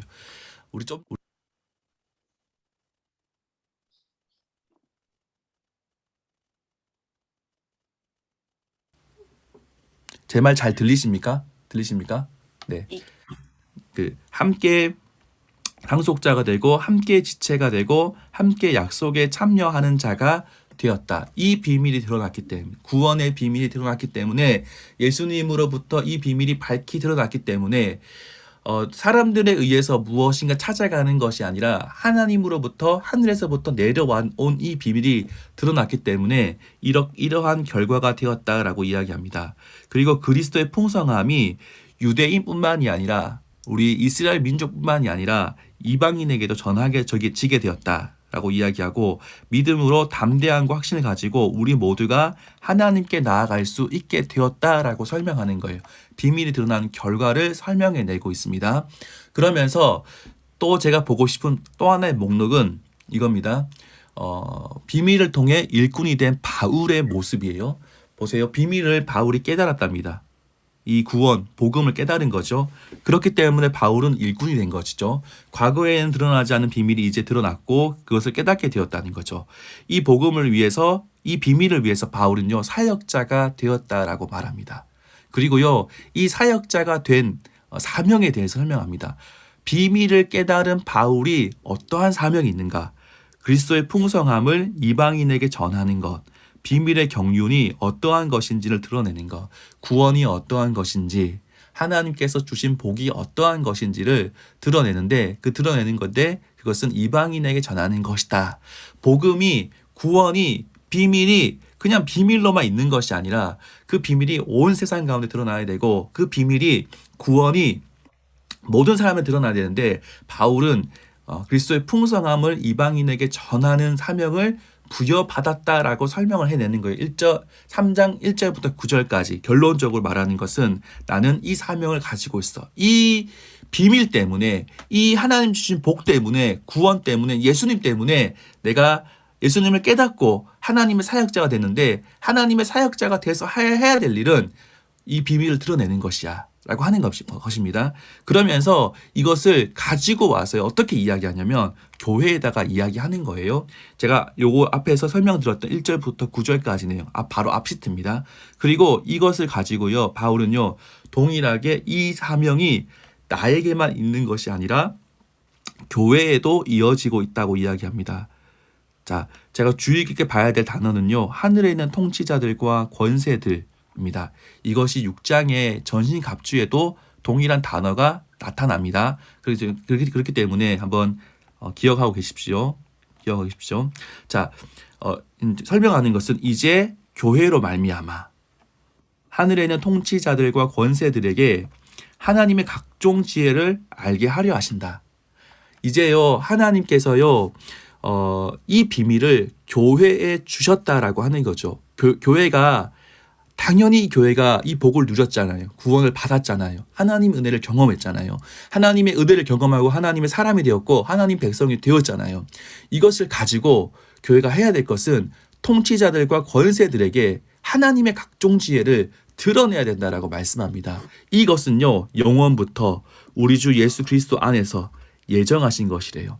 교회가요, 복을 받고 나만 좋아, 아무도 몰라야 돼, 우리만 알아야 돼 하는 것이 아니라 이미 이것이 이렇게 될 것이 영원 전부터 이미 계획되어진 것이고 예정되어진 것이다 라고 말씀합니다. 그렇기 때문에 환난도 영광이 되는 거예요. 교회가요, 사명을 가지고 세상 가운데 예수님을 드러내고 복음을 드러내기 위해서는요, 환난이 있거든요. 그 환난에 대해서 두려워하지 말라고 말합니다. 고난 당하고 힘들고 어려움 당하는 것이 오히려 너희의 영광이 되어야 된다라고 다시 한 번 더 말씀하는 것이죠. 제가 요것을 3장 1절부터 13절까지 내용을 제가 다시 한 번 더 이렇게 한번 정리해 보았습니다. 보십시오. 바울이 낙심하지 말고 영광으로 여겨야 되는 이유를 설명하는 거죠. 마지막에 영광입니다. 그러니까 제가 요 설명에 들었던 것이 앞에 있는 부분이에요. 이제 바울이 복음을 받았고 교회도 복음으로 세상 가운데 이렇게 들어가서 복음으로 세상을 깨우고 이렇게 사역해야 된다라고 하는 예수님의 그 구원의 비밀을 세상 가운데 드러내야 된다는 것을 제가 말씀드렸어요. 그러면서 이야기하는 것은 그러므로 구원오니 나의 여러 환난에 대해서 뭐 하지 말라고요? 낙심하지 말래요. 내가 이렇게 하는 것은요, 지금 비밀을 맡은 자로서 사명을 감당하는 것이다. 바울이 지금 감옥에 있는데 고생하고 있는데 라고 하면서 바울이 걱정되기도 하고 우리도 결국에는 그렇게 될까? 라고 하면서 낙심하지 말라라고 이야기하는 거죠. 이것은요, 너희의 영광이라 이야기합니다. 너희도요, 이 영광을 사모해야 된다고 말하는 거죠. 사명을 가지고 비밀을 가지고 세상 가운데 드러내기 위해서 고난당하고 힘들어지고 어려움 당하는 거, 이것이 우리의 정체성이지, 우리가 해야 될 일이지, 이것을 기뻐하라고 말씀하고 있는 것이죠. 저도 이 말씀을 보면서요, 좀 부끄럽더라고요. 네. 이렇게 힘든 거 싫어하게 되더라고요. 예전에 제가 고등학교 때 되게 은혜의 시간들이 있었어요. 하나님께서 은혜를 많이 주셨고, 정말 뜨거운 이제 중고등학교 시절을 보내면서 고등학교 때 되게 주님을 위한 고난을 각오하고 살아갔던 시간들이 있었는데요. 뭐 그런 거 있잖아요. 이렇게 제가 고등학교 3학년일 때 주일날 교회를 갈 수가 없는 거죠. 교회를 가면은 혼납니다. 제가 고등학교 1학년 때 미션 스쿨에 들어갔었어요. 근데 미션 스쿨임에도 불구하고 전혀 미션 스쿨 같지가 않았어요. 그러니까 고등학교 3학년이 되면은 거기에 이제 참 슬픈 일인데 그분이 장로님이셨어요. 하지만 학교 선생님이셨는데 그분이 고등학교 3학년 때 고3 전체를 강당에 불러놓고 이렇게 이야기하셨어요. 특별히 교회 다니는 아이들한테 이야기한다고 하면서 교회 1년 동안 가지 않는다고 해서 큰일 나지 않는다. 하나님도 고3은 이해하신다. 라고 말씀하셨어요. 근데 되게 슬픈 일이죠. 그리고 이제 그런 학업 분위기가 학교에 좀 팽배해 있었거든요. 팽배해 있었는데 제가 고등학교 1학년 때 반장이었습니다. 공부를 잘해서 반장이 된 건 아니고 반장이었는데 이제 저희 영어 선생님 중에 한 분이 고3 담임 선생님이셨어요. 그래서 이제 반장 숙제 걷어서 가지고 와 하면은 이제 제가 반장이기 때문에 숙제를 쭉 걷어가지고 이제 고3 교실로 올라가는 거죠. 고3 교실은 고등학교 1학년, 2학년 때는 함부로 못 가게 돼 있거든요. 특별히 분리되어 있었습니다. 학교 분위기상. 왜냐하면 고3들 괜히 건들지 말라라고 하기 때문에 못 가는데 반장이기 때문에 숙제를 들고 이제 고3 교실로, 교무실로 가게 되었습니다. 갔는데, 저는 기독교 동아리 있었거든요. 기독교 동아리 있었는데, 복도에 기독교 동아리 선배들이 월요일이었습니다. 월요일이었는데, 복도에 다 무릎 꿇고 있는 거예요. 쫙. 복도 처음부터 끝까지. 고3 선배들이 80명이 있었거든요. 기독교 동아리에 80명 있었는데, 80명 전체가 다 복도에 쫙 12반까지 있었는데, 한 층에 쫙 다 있는 거예요. 그래서 저 생각했죠. 우리한테 맨날 신앙생활 잘하라고 하더니, 뭔 잘못을 해가지고, 학교에서 이거 전체로 혼나고 있냐고 했는데, 알고 보니까 이들이, 교회 갔다고, 주일날 있는, 야간 자율학습, 주일날 휴일 자율학습, 네, 어떻게 이름 잘 모르겠는데, 하여튼 휴일날에도 이제 자율학습이 있었는데, 그 자율학습에 빠지고 교회 갔다는 것으로 인해서 다 단체로 벌을 서는 모습이었거든요. 저는 그걸 보면서, 신앙생활은 이거구나. 그리고 그 선배들이 되게 자랑스러웠어요. 저 고3이 되었어요. 고3이 되고 난 다음에 선생님이랑 실랑이를 합니다. 이렇게 선생님도 집사님이셨거든요. 미션 스쿨이니까 이제 다 교회 다니시더라고요. 집사님이셨는데 저한테 이제 이야기하는 거죠. 그래서 주일도 학교에 와야 된다. 근데 선생님 말씀드렸어요. 선생님 저는 교회 가야 되겠습니다. 그랬더니 선생님이 어떻게 말씀하셨냐면, 그러면 내가 이 교회 가는 거 인정해 줄게. 그러면서 어떻게 말씀하셨냐면, 교회 끝나면 한 11시쯤 되니까 11시에는 학교 와. 교복 입고 와. 그렇게 말씀하셨거든요. 근데 저는 좀 불편하더라고요. 타협하고 싶지 않았어요. 그래서 선생님 저는 그래도 못하겠다고, 그냥 교회에서 오후 예배까지 드리고 집에 가고 싶다고. 실제로 이제 새벽 기도부터 오후 예배까지 드렸거든요. 드렸는데 뭐 고3이라고 신앙생활 제대로 안 하는 것도 사실은 좀 보기 그랬고, 사실 저는 그때도 이제 그 신학을 하려고 생각하고 있었기 때문에 그런 고민들을 하고 있었을 때 선생님 하신 말씀 그거였어요. 만약에 네가 그 주일날 이제 학교에 오지 않고 자습에 오지 않으면 대학 입시 원서를 쓸 때 써주지 않겠다는 거예요. 상담해주지 않겠다는 거예요. 그리고 나는 이제 너를 더 이상 우리 반 학생으로 생각할 수가 없다라고 협박을 하시더라고요. 그래서 선생님 죄송하지만 정말 그런 마음은 없지만 하지만 저는 그렇게 할 수 없습니다 하고 나왔거든요. 근데 제 마음 가운데는 좀 불편한 마음도 있고 어떻게 될까? 아, 내가 너무 막 나갔나? 이런 마음도 있었지만 한편으로는 어떤 마음이었냐면 아, 그래. 내가 이렇게 신앙을 고백할 때 하나님께서 기뻐하셨을 것이다. 그리고 하나님께서 책임지신다. 내 인생은 선생님이 아니라 하나님 책임지는 거지. 라는 고백을 하면서 신앙생활을 했던 기억들이 나더라고요. 근데 이제 최근에도 이제 그런 간증들이 있긴 하지만 점점 오히려 그때의 신앙만 하지 못한 모습, 아, 옛날이요라고 생각하는 시간들이 있는데 우리의 모습은 어떻습니까? 우리는요, 이 복음을 드러내기 위해서 사명을 감당하기 위해서 나는 기꺼이 환난 당하고 환난 당하는 것을 기뻐하는 모습입니까? 아니면 에이, 이거는 뭐 이렇게 하면서 합리화하면서 넘어가는 모습은 아닌지 우리의 모습을 좀 돌아보셨으면 좋겠습니다. 바울은요, 기도합니다. 어떻게 기도하냐면요, 1장에서 기도가 나왔잖아요. 1장에서 기도랑 3장에서의 1장의 기도와 1장에서의 기도와 3장에서의 기도의 내용이 다른 것을 발견하셔야 됩니다.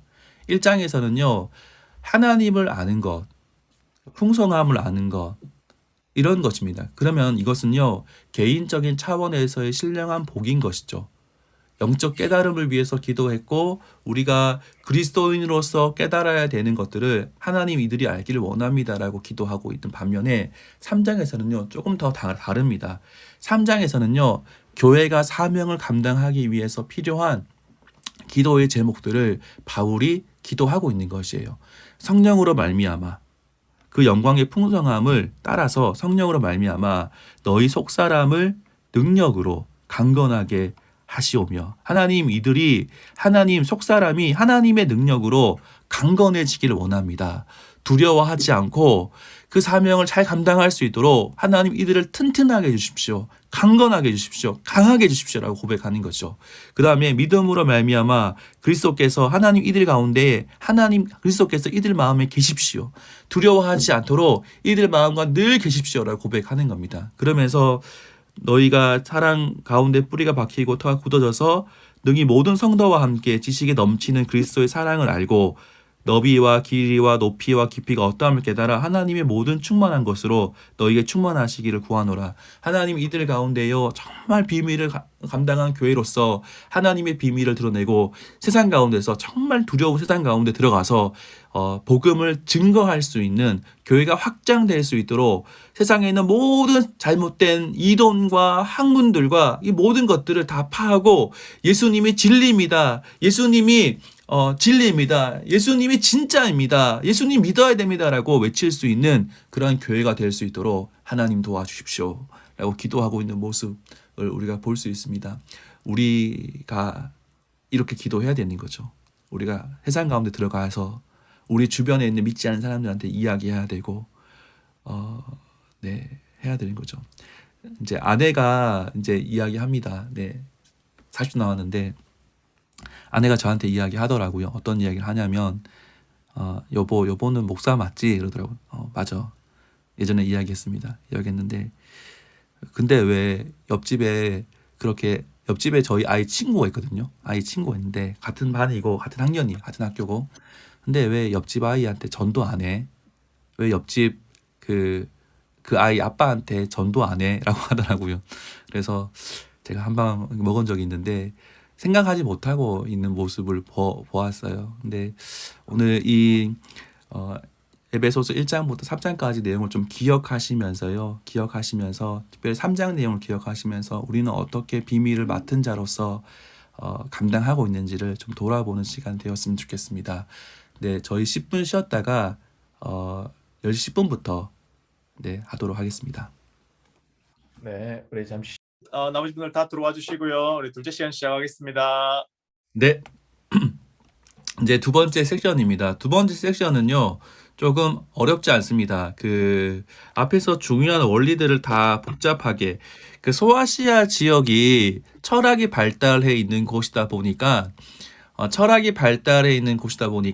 좀 약간 수사학적으로, 철학적으로 좀 내용들이 써졌던 부분들을 제가 보게 되더라고요. 이제 철학이나 요렇게 쓰는 것을 고상하다라고 여기는 지역에서는 바울이 굉장히 고상하게 쓰더라고요. 뭐 복잡하게 저희가 느끼기에는 복잡하고 철학적으로 썼고 이제 좀 적용하는 부분에서는 좀 앞부분보다는 좀 쉽게 저희가 정리할 수 있을 것 같습니다. 첫 번째 성도의 의무입니다. 간단하게 한번 정리해 보도록 하겠습니다. 바울이 권면하는데 성도의 의무를 이야기합니다. 부르심을 받은 일에 합당하게 행하라. 모든 겸손과 온유로 하라. 오래 참음으로 사랑 가운데 서로 용납하라. 평안에 매는 줄로 성령이 하나 되게 하신 것을 힘써 지켜라 라고 이야기하는 거죠. 바울은 앞부분까지 신령한 복으로 세워진 하나의 교회, 그 교회가 감당해야 될 사명에 대해서 이야기했다면 이제 하나된 교회가 해야 될 일을 기록하는 것이죠. 첫 부분은 권면에서 시작됩니다.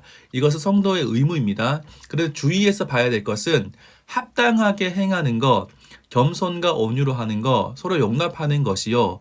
우리가 봐야 될 것은 성령이 하나 된 것을 힘써 지키라는 것으로 귀결되는 거예요. 그것으로 이어지고 있는 것을 볼 수 있습니다. 그래서 저희가 볼 수 있는 것은 하나인 것에 대해서 생각해 보는 거죠. 평안에 매는 줄로 성령이 하나 된 것을 힘써 지켜라 라고 이야기하는 거죠. 합당하게 행하고 온유로 하고 오래 참음으로 사랑 가운데 서로 용납하고 겸손과 온유, 합당하게 행하는 것, 이 모든 것이 하나 된 것을 힘써 지키는 것으로 귀결되어지고 그러면서 하는 얘기가 하나인 것이 무엇인지 설명하는 겁니다. 하나인 것은 무엇입니까?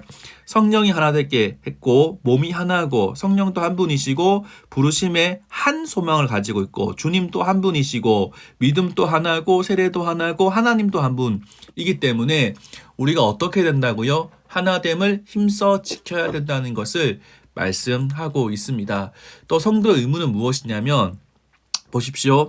은사를 주신 이유를 설명합니다. 은사를 주신 이유를 여러 가지 은사에 대해서 설명을 쭉 해 나가고 있거든요. 그런데 결론적으로 이야기하면 성도를 온전하게 하여서 성도를요 은사를 주셔서 온전하게 하는 겁니다. 성도가 온전하게 되는 거예요. 은사를 통해서 온전하게 하셔서 봉사의 일을 하는 것, 봉사의 일을 하게 하기 위해서 그리고 그 봉사의 일을 통해서 온전하게 된 성도가 봉사 일을 하게 되고 봉사를 통해서 무엇을 세우기 위함이다? 그리스도의 몸.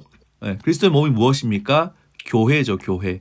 교회를 세우기 위해서 하나님께서 무엇을 주셨다고요? 은사를 주셨다라고 말씀합니다. 각 사람에게 은혜대로, 은사대로, 은사를 주셨고, 은혜를 주셨고, 은사를 주셨고, 직분을 주셨다. 이 말이 계속 똑같은 말 같은데 다르게 쓰여지고 있더라고요. 제가 이제 은혜, 은사, 직분이라 했는데 사람의 분량대로 은사를 주셨다. 성도를 온전하게 하며 봉사 일을 하게 하며 그리스도의 몸된 교회를 세우기 위해서 은혜, 은사, 직분을 주셨다라고 말씀하고 있어요. 그러면서 이 교회가 무엇을 해야 되냐면 속임수와 유혹에 빠져 요동하지 않고 그리스도께 자라가야 된다. 라고 설명하는 거죠. 교회가 성장하고 자라갈 것을 이야기합니다. 결국 정리를 하면요. 성도가 해야 될 의무는요. 교회가 해야 될 의무는 하나됨을 힘써 지키는 것으로 귀결되는 거죠. 그리고 결국 교회는요. 자라가는 것. 하나됨과 이렇게 자라가는 것, 성장하는 것이 교회의 의무다라고 말씀하고 있어요. 교회는요. 성령이 하나 된 것을 지키고 있는지 그러니까 우리 교회가 성령께서 하나 되게 하신 것을 지키고 있는 모습이 있는지 부르심과 겸손과 온유와 오래 참음과 용납으로 우리가 하나됨을 지키고 있는지 또 내가 속해 있는 교회는요 온전한 사람을 이루어서 하나님 주신 직분을 가지고 하나의 공동체 한 몸이 되었고 누구는 목사고 누구는 선생님이고 누구는 뭐 하고 누구는 뭐 하고 누구는 뭐 하는 사람으로 우리를 불러오셨는데 다 눈일 수 없고 다 코일 수 없고 다 귀일 수 없는 것처럼 우리 몸이 다 필요한 것처럼 다 그렇게 불러주셨는데 그러한 몸의 한 몸으로서 우리가 자라가고 있는가 성장하고 있는가 우리 교회는 어떠한지 한번 생각해보는 시간이 되었으면 좋겠습니다. 성도의 거룩함에 대해서 한번 보도록 하겠습니다. 의무를 얘기했고요. 거의 같은 의미입니다. 하지만 제가 조금 더 다르게 강조되는 부분이 있더라고요. 성도의 의무긴 의무인데 성도는 어떠한 모습이어야 되는가 거룩한 모습이어야 된다라고 하는 것을 좀 보았으면 좋겠습니다. 전환이라고 하는 문학 양식이 있어요. 어떤 나쁜 것을 계속 쓰다가 갑자기 하나의 원리를 딱 던지고 그 다음에 바뀌어진 모습으로 얘기하는 경우가 전환인데요. 그때 중요한 것은 하나의 메시지를 딱 던지고 난 다음에 바뀌어진 것이 아니라 그 메시지 때문에 바뀌어지는 것이거든요. 근데 여기서 바울은요, 굉장히 강하게 이야기하고 있다는 거예요. 보십시다. 17절부터 19절까지 이방인의 특징을 이야기합니다. 이방인은요, 그 마음에 허망한 것으로 행한 같이, 그러니까 이방인이 그 마음에 허망한 것으로 행한 같이 행하지 말라고 이야기합니다. 이 말을 하는 이유가 무엇일까요? 왜 이 말을 했을까요? 이방인처럼 행하지 말라고 이야기하는데 왜 이방인처럼 행하지 말라고 이야기했을까요? 이방인의 성도가 예수님 믿고 교회로 들어왔습니다. 그런데 교회 안에 있는 성도가 다시 이방으로 돌아가려고 하는 모습이 있었다는 것을 우리가 생각할 수 있는 것이죠. 처음에 믿었고 좋았는데 다시 또 돌아가려고 하는 모습이 교인들 사이에, 성도들 사이에 있었기 때문에 이방인처럼 행하지 말라라고 이야기합니다. 그러면서 이방인 특징은 무엇입니까? 총명이 어두워지고 무지하고 마음이 굳어지고 감각 없는 자가 되어서 방탕함에 방임하고 모든 더러운 것을 욕심으로 행한다라고 이야기하면서 이러한 특징을 가지고 있는 이방인처럼 되지 말라. 이방인으로 다시 돌아가지 말라. 너희는 하나님의 권속이잖아. 하나님의 가족이잖아. 돌아가지 말라라고 이야기하는 것이죠. 네, 저희 아버지가 원래는 신앙생활을 안 했습니다. 어머니는 신앙생활 정말 열심히 했고요. 오빠가 목사님이고 어머니 권사님이고, 그러니까 저한테는 증조 외할머니죠. 외할머니 권사님이시고 막 그런데 어머니는 이제 계속 교회에서 자랐고 교회에 성장했던 이제 그런 사람이었는데 아버지는 교회는 전혀 가보지 않은 사람과 결혼했습니다. 어떻게 결혼했냐면 아버지가 거짓말을 한 거죠. 교회 다닌다라고 하면서 거짓말을 해서 선을 받고 선에서 교회 다닌다. 어느 교회 다닌다. 경산에 있는 경산 아십니까? 경산에 있는 어느 교회 다닌다라고 이야기를 했고 그래서 어머니는 순수한 마음으로 믿었고 결혼을 했습니다. 했는데 교회를 안 가시는 거예요. 교회를 안 가셔가지고 이혼을 해야 되나 그런 마음을 가지고 있었는데 저희 첫째 누나가 이제 임신이 돼서 이혼하지 않고 사셨는데요. 그런 아버지가 저희가 이제 저는 누나가 2명 있고 제가 막내거든요. 그리고 어머니, 내 가족이 정말 아버지의 구원을 위해서 열심히 기도를 했었습니다. 열심히 기도했고 지금은 신앙생활 잘 하세요. 잘 하시는데 한 번 위기가 있었어요. 위기. 좀 속상한 일이 있었고 힘든 일이 있었고 그 전에 술도 드시고 담배도 하셨거든요. 하셨는데 갑자기 너무 속상한 일이 있으면서 갑자기 이제 담배를 이제 다시 시작하시려고 하시더라고요. 그러다가 이제 다시 또 안 하게 돼. 지금 안 하시는데 담배를 다시 하실 뻔 하셨어요. 위기가 있었던 거죠. 속상한 일이 있고 힘든 일이 있고 좀 막히는 부분이 있으니까 다시 옛날 모습으로 돌아가시려고 하는 그런 모습들이 있더라고요. 분명히 여기에 성도들 사이에서도 그러한 모습들이 있었기 때문에 바울이 이야기하는 거죠. 바울은 강하게 이야기합니다. 굉장히 강한 말이에요. 오직 너희는 그리스도를 그같이 배우지 아니하였느니라. 오직 너희는 그리스도를 그같이 배우지 아니하였느니라 라고 말씀하는 거예요. 우리 예수님은 그런 분이 아니다. 너희가 그렇게 예수님을 믿지 않았다. 너희가 그렇게 예수님을 배우지 않았지 않냐 라고 하면서 강하게 이야기합니다. 오직 너희 심령이 새롭게 되어서 하나님을 따라 의와 진리와 거룩함으로 지으심을 받은 새 사람을 입어라 라고 이야기하면서 너희 이제 옛사람의 모습으로 돌아가는 것이 아니라 정말 새 사람 되기를 원한다. 너희의 모습이 변화되기를 원한다. 너희 모습이 이런 모습 되기를 원한다라고 하면서 바뀌어져야 될 모습을 쭉 기록하고 있어요. C 부분에서. 그것은 뭐냐면은 거짓을 버리고 각각 이웃과 더불어 참된 것을 말하라. 거짓말하지 말라. 분을 내어도 죄를 짓지 말고 해가 지도록 분을 품지 말고 마귀에게 틈을 주지 말라. 분을 계속 품고 있으면 마귀에게 틈을 주는 겁니다. 도둑질하는 자는 다시 도둑질하지 말고 돌이켜 가난한 자에 구제할 수 있도록 자기 손으로 수고하여 선한 일을 하라. 너희가 열심히 일해서 돈을 벌어서 오히려 구제할 수 있도록 해라. 너희가 축복의 통로가 되었으면 좋겠다. 무릇 더러운 말은 너희 입 밖에 내지도 말고 오직 덕을 세우는데 소용되는 대로 선한 말을 하여 듣는 자에게 은혜를 끼치게 하라. 라고 하면서 계속해서 이렇게 이야기하는 것이죠. 하나님의 성령을 근심하게 하지 말라. 인치심을 받았다. 모든 악독과 노함과 분냄과 떠드는 것과 비방하는 것을 모든 악의와 함께 버리고 서로 친절하게 행하며 불쌍히 여기며 서로 용서하기를 하나님이 그리스도 안에서 너희를 용서하신 것 같이 하라라고 이야기하면서 계속 너희 안에 선한 모습, 거룩한 모습, 의와 진리와 거룩함으로 지으심 받은 새 사람의 모습을 입으라고 말씀하는 거죠. 사랑을 받는 자녀같이 하나님 본받는 자가 되고 그리스도께서 사랑하시는 자 같이 사랑 가운데서 행하라. 음행과 온갖 더러운 것과 탐욕은 이름조차 부르지 말라. 말도 하지 말라. 누추함과 어리석은 말이나 희롱의 말이나 마땅하지 아니하니 오히려 감사하는 말을 하라.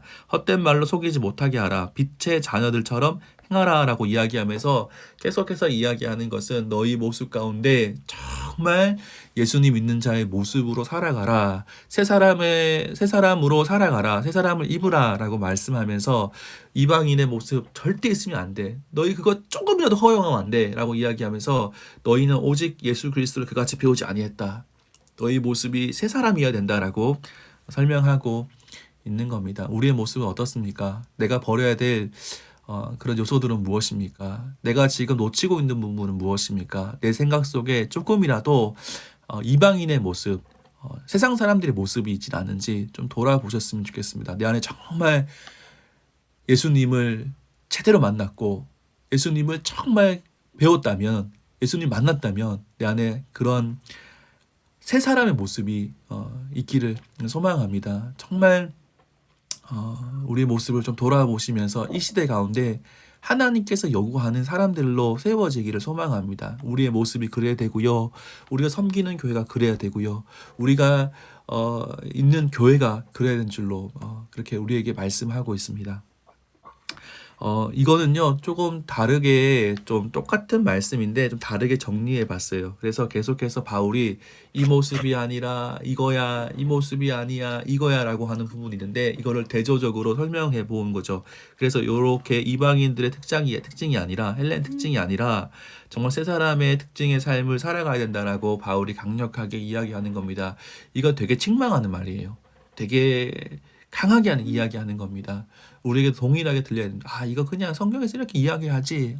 그냥 뭐 그렇게 하는 거지. 이렇게 하라고 말하는 거지. 라고 하면서 지나칠 것이 아니라 정말 하나님께서 우리 가운데 말씀하고 있다. 정말 나에게 하나님 요구하시는 것이다. 정말 우리에게 필요한 것이 이런 것이구나. 정말 나는 세 사람의 특징과 그 세 사람의 삶을 살고 있는지를 돌아보실 수 있는 우리 여기에 모여 있는 성도님들 되기를 소망합니다. 그리고 넘어가겠습니다. 생각보다 빨리 끝날 것 같습니다. 네. 그리스도의 몸이 충만한 교회에서 이제 지금은 하나님께서 우리에게 주신 성도의 지혜에 대해서 한번 찾아보도록 할게요. 성도의 지혜. 성도의 지혜는 충만함, 복종함, 그리고 그 복종함의 관계는 요 세 가지의 관계 속에서 설명하고 있습니다. 지혜 있는 자가 행하기를 위한 바울의 명령이에요. 바울의 명령입니다. 세월을 아끼라고 설명하고 있죠. 우리가 5장 15절 말씀 제가 한번 읽어드릴게요. 그런즉 너희가 어떻게 행할지를 자세히 주의하여 지혜 없는 자같이 하지 말고 오직 지혜 있는 자같이 하여라고 하면서 지혜 있는 자가 해야 될 것이 무엇인지를 설명하는 거죠. 지혜 있는 자같이 하여라고 하면서 첫 마디가 세월을 아끼라라고 하는 것이에요. 세월을 아끼라. 때가 악하다. 너희가요, 지금 우리가 해야 될 것은 그냥 허랑방탕하게 시간을 보내는 것이 아니다라고 이야기하는 거죠. 지금 우리가 해야 될 일이 정말 많은데 그것을 뭘 하느라고 뭐 드라마를 보느라고 뉴스를 보느라고 저는 사실은 제가 잘 안 되더라고요. 아침에 이제 제가 보는 뉴스 라디오 프로그램이 있거든요. 근데 우연히 이거를 듣게 됐는데 너무 재밌더라고요. 너무 재밌어가지고 아침 7시 한 10 몇 분부터 하는데 너무 재밌더라고요. 그리고 끝나면 이제 8시 50분이거든요. 아침에 이 뉴스를 틀어놓고 라디오를 틀어놓고 이제 아침을 지내는데 사실은 예전에는 이 뉴스를 보기 전에는 어떻게 했냐면 제가 예전에 기독교 교육학의 장신대 교수님 세미나를 들었거든요. 박상진 교수님이라고 그분의 세미나를 듣고 그분이 말씀하셨던 게 뭐냐면 가정 안에 자녀들이 기독교 문화를 체험할 수 있도록 만드는 것이 되게 중요하다라고 이야기하시더라고요. 그 중에 하나가 아침에 찬양을 틀어놓는 거 되게 중요하다 하셨어요. 그래서 이제 아침에 일어나서 저도 제일 먼저 한 것이 찬양을 틀어놓고 기도도 하고 말씀도 보고 뭐 그렇게 이제 생활을 했거든요. 그래서 아침에 늘 찬양이 함께 있었어요. 그래서 아이들을 찬양으로 깨우고 찬양으로 듣게 하고 그렇게 했던 기억이 있는데 어느 순간에 이 라디오를 프로그램을 보면서 오늘 또 제가 사실 그 라디오를 틀어놓고 들었는데 들으면서 불편한 마음이 찬양을 들어야 되는데 라는 생각이 좀 들었는데 이게 또 내용을 들으면 너무 유익한 내용들이 많거든요. 그래서 자꾸만 보게 되고 듣게 되는데 그 세월을 아껴야 되는 것이죠. 뉴스도 적당히 봐야 되고 드라마도 적당히 봐야 되고 TV를 적당히 봐야 되는데 우리 너무나 많은 시간들을 허비하고 있는 모습들을 보게 되는 것이죠. 당시에는 철학적인 그런 이야기들, 논의들 뭐 그런 것들을 계속하면서 세월을 보내는 사람들이 많았는데 세월을 아끼라고 말씀하는 거예요. 교회 안에서 너희가 정말 해야 될 것이 무엇인지를 판단하고 세월을 아껴라고 말씀하는 겁니다. 그리고 어리석은 자가 되지 말고 주의 뜻이 무엇인가를 이해하라. 정말 하나님 뜻이 어디에 있는가? 하나님께서 원하시는 것이 무엇인가? 교회가요, 사실은 이거는 조심스럽긴 하지만 그런 거 있잖아요. 그 비본질적인 것들 때문에 굉장히 많이 싸웁니다. 굉장히 많이 싸우고 정말 싸우지 않아야 될 일 가지고 많이 싸웁니다. 논의를 많이 합니다. 저도 뭐 교회에서 이제 저는 아동부 목사로 교회를 섬기고 있는데 교육 목사로 섬기고 있는데 성경 보면은 교사들이요 오히려 정말 말해야 될 것을 말하지 않고 말하지 말아야 될 것 가지고 목숨 걸고 이야기하는 모습들 가끔 보게 되거든요. 근데 정말 하나님 뜻이 하나님이 우리에게 무엇을 원하는지를 생각을 해야 되는데 하지 못하는 모습들이 있지는 않은지 또 뭐 술 취하지 말고 오직 성령으로 충만함을 받으라. 이게 뭐 사실 술 취하는 모습과 성령 충만한 모습이 뭐 유사한 부분이 뭐 있다라고 이야기하는 뭐 주석집 같은 거 보기도 했는데 정말 뭐 술 취해서 허랑방탕하게 사는 것이 아니라 오직 성령으로 충만함을 받으라라고 말씀하고 있고 그 다음에 시와 찬송과 신령한 노래들로 서로 화답하면서 마음으로 주께 노래하며 찬송하라라고 말씀하고 있는 것이죠. 우리 모습 가운데 정말 지혜 있는 자는요 하나님을 찬양하고 하나님을 노래하고 서로 화답하면서 마음으로 주님 앞에 나아가는 것, 기도하고 나아가는 것이 정말 지혜 있는 자의 모습이다고 말씀하는 거죠. 범사의 그리스도 이름으로 항상 아버지 하나님께 감사하는 것, 이것이 지혜 있는 사람이에요. 어떤 일을 당하더라도요 감사할 수 있는 사람, 감사하면 정말 버릴 것이 없고 감사하면 이해가 되어지고 감사하면은 똑같은 상황이지만 불평하면요 불평이 끝이 없고 똑같은 상황이지만 감사하기 시작하면은 오히려 그 일들이 바뀌어지는 것들을 우리가 많이 경험하지 않습니까? 우리 안에 지혜 있는 자는요 하나님 앞에 감사하는 겁니다. 범사에 모든 일에 하나님 앞에 감사하는 것, 그리스도 이름으로 항상 하나님께 감사하는 것이 우리에게 지혜 있는 자의 모습이다라고 말씀하고 있습니다. 그리스도를 경외함으로 피차 복종하는 것도 지혜로운 사람의 모습이라고 이야기하는 거죠. 그리스도를 경외함으로 우리가 우리 때문에 복종하는 것이 아니라 그리스도를 경외함으로 하나님을 경외하는 그 마음으로 서로 복종하라고 말합니다. 그러면서 서로 복종을 하라고 하면서 나오는 세 가지 관계가 있는 거죠. 한번 보도록 하겠습니다. 저는 이제 이 말씀을 볼 때마다 약해집니다. 약해지는 거죠. 남자한테 너무 불리한 것 같습니다. 네, 남자한테 불리합니다. 보세요. 비교를 보면 요거는 이제 아내들아라고 하면서 말한 부분이에요. 여기 아내들아. 이거 되게 작습니다. 그죠? 작습니다. 네. 남편들 하면서 이렇게 하나님 또 이렇게 바울이 많이 쓰고 있죠. 네. 보면서 네. 사실 이제 어제 아내랑 다투었습니다. 좀 마음이 불편한데 네, 또 말씀을 보니까 네, 어떻게 해야 될지 또 오늘 밤에 아내는 출근했는데 출근한 아내가 왔을 때 어떻게 적용할지 네, 지혜가 필요합니다. 사소한 일로 다투었는데 항상 사소한 일로 다투는 것 같아요. 사소한 다투었는데 아 정말 이게 약간 고민돼요. 잠깐만요. 이게 녹화가 되긴 하지만 이게 얘기 되나? 아내가 못 보겠지? 그 이제 둘째가 굉장히 좀 약간 이기적입니다. 그리고 이렇게 형에게 굉장히 이제 앉으려고 하고, 그리고 뭔가가 있으면은 이제 저희가 만약에 뭐 빵이 있지 않습니까? 그럼 나눠 먹으라고 하면 이제 첫째는 이제 좀 그래도 이렇게 나눠 먹는 편이에요. 근데 둘째는 절대 내 거야 이거는 절대 아무도 안 줘.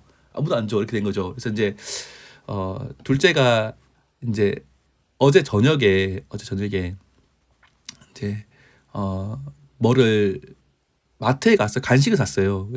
둘째는 아이스크림 샀고 첫째는 빵을 샀습니다. 빵을 샀는데 이제 첫째가 빵을 사고 둘째가 아이스크림 샀는데 둘째가 아이스크림을 얌얌얌 다 먹었어요. 그리고는 형이 좀 달라고 했는데 절대 안 주고 다 먹었거든요.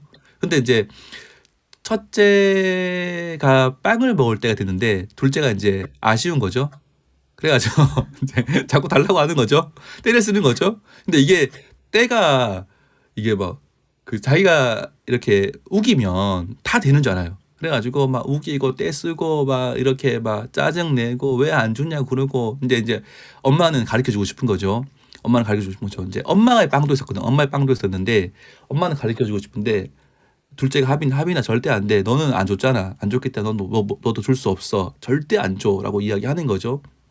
그때 이제 제 마음이, 제가 실수한 것 같긴 한데 여보, 아니 그 첫째 거는 안 줘도 되는데 당신 거 좀 줘라. 왜 이렇게 치사하게, 너무 치사한 거 아니냐, 좀 줘라 했는데 그것 때문에 말다툼이 시작되었어요.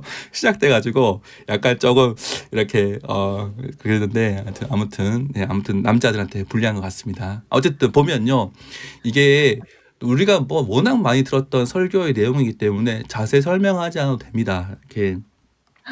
이게 비유적으로 말하는 거죠. 그리스도와 교회의 관계를 비유적으로 말합니다. 그래서 그리스도는 교회의 머리이고 교회는 몸인 거죠. 이것을 비유합니다. 남편은 머리라는 거예요. 아내는 몸이라는 겁니다. 그렇기 때문에 복종하라고 이야기합니다. 피차 복종하는 건데 여기서 복종이라고 이야기하는 거죠. 그러면서 말하는 것은 반대로 뒤집어서 이야기합니다. 그러면 그리스도는 뭘 해야 되냐? 교회는 뭘 해야 되냐? 그리스도는 교회를 사랑했다. 그렇기 때문에 남편은 정말 힘든 말이죠. 아내 사랑하기를 자기 자신과 같이 하라. 요까지는 또 괜찮은 것 같은데 더 심한 거, 그리스도께서 사랑하신 것 같이 사랑하라. 그리스도께서 교회를 어떻게 사랑하셨습니까? 생명 다해 사랑했다라고 말씀하는 거죠. 자기의 몸을 들여서 교회를 사랑했던 것처럼 너희도, 남편도 아내 사랑하기를 생명 다해 사랑해라라고 말씀하고 있는 것을 이제 보게 되는 거죠. 사실은요, 제가 좀 약간 자극적으로 얘기해 보면 이런 얘기가 있습니다. 제가 신약 시대의 사회와 문화라는 책에서 봤던 내용인데, 이제 그리스인들은 이제 또 로마인들은요, 성경적이지 못한 결혼관을 가지고 있어요. 이제 어떠한 결혼관이냐면, 특별히 로마인들은 어떠한 결혼이 어떠한 것이냐면, 이제 지금 저희가 생각하는 것과 달라요. 결혼은요, 부부가 될 사람들의 아버지가 결정하는 겁니다. 계약 관계인 거죠.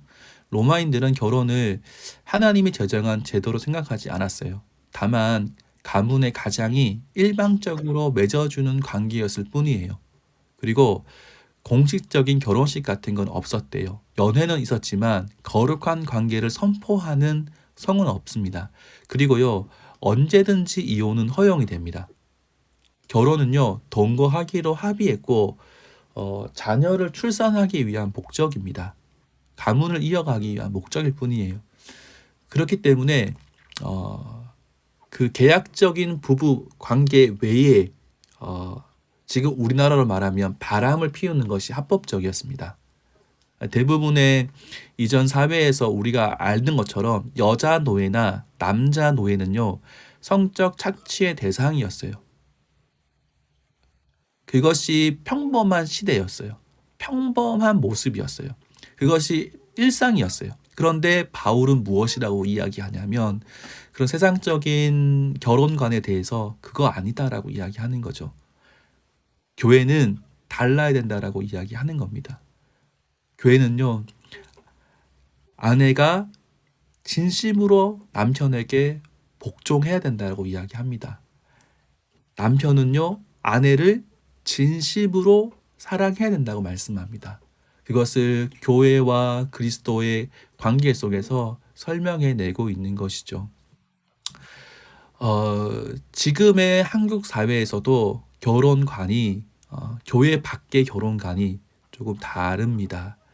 또 이런 것도 있어요. 교회 다니는 청년들 중에도요, 결혼하기로 한 사이이기 때문에 미리 동거하기도 합니다. 그런 것들을 종종 보게 됩니다.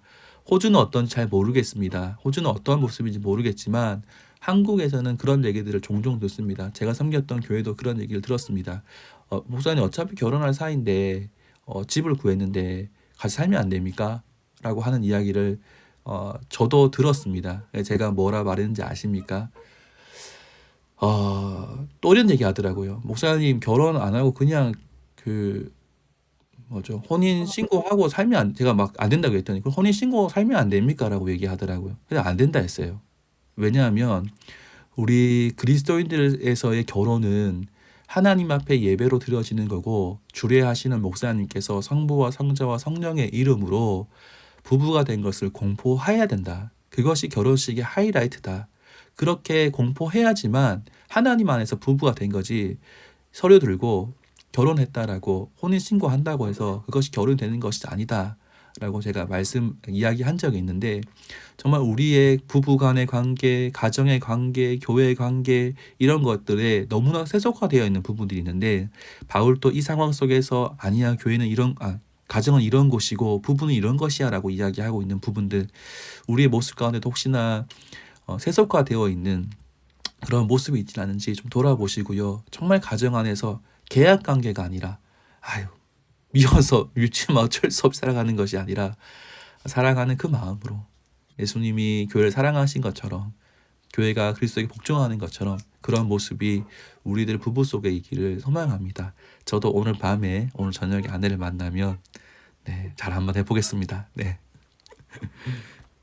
또 한 번 나오는 것은요. 부모와 자녀의 관계죠. 부모와 자녀의 관계도요. 자료들을 찾아보면은 부모가요. 자녀를 체벌하는 것도 굉장히 심하게 체벌할 수 있더라고요. 굉장히 체벌할 수 있고 부모의 권위가 굉장히 크고 그런 것들을 이제 보게 되는데 그것과 반대적으로 이야기하는 거죠. 주 안에서 너희 부모에게 순종하라. 이것이 옳다. 이제 순종하지 않는 자녀들이 있었다라고 하는 것이죠. 순종하지 않는 문화가 있었다는 거죠. 내 아버지와 어머니 존경하라고 이야기하면서 약속을 이야기합니다. 이것은 구약에서 가지고 온 약속을 설명하는 것이죠. 또한 아비들아라고 이야기하면서 너희 자녀를 노엽게 하지 말고 오직 주의 교훈과 훈계로 양육하라.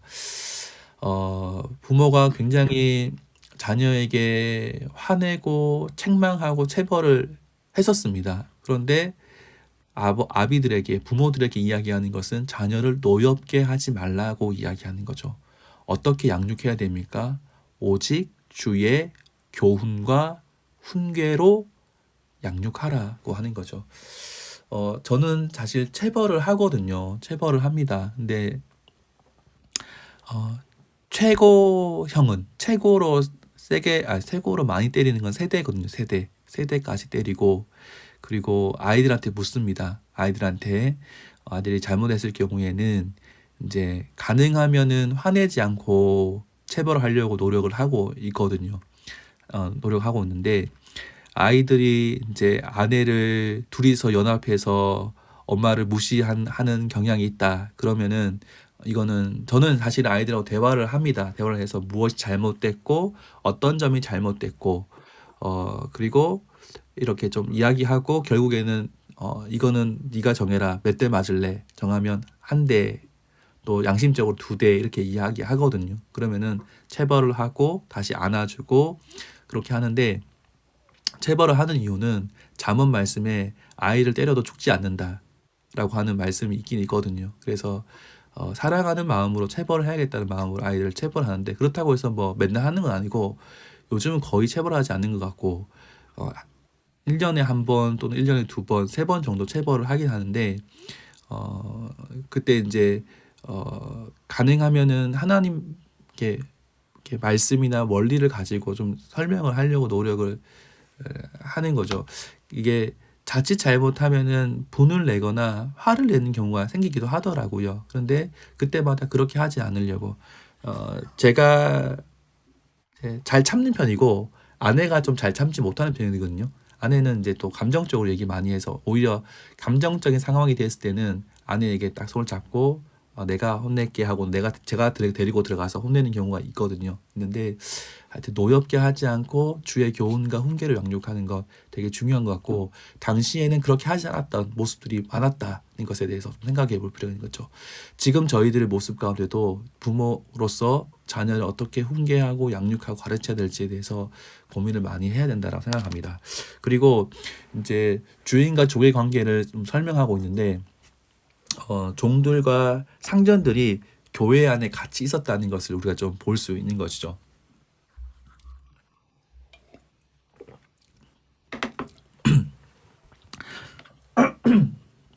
네, 종들 같은 경우에는요 어떻게 이야기하냐면 두려워하며 하고 떨며 성실한 마음으로 육체의 상전에게 순종하기를 그리스도께 하듯이 해라.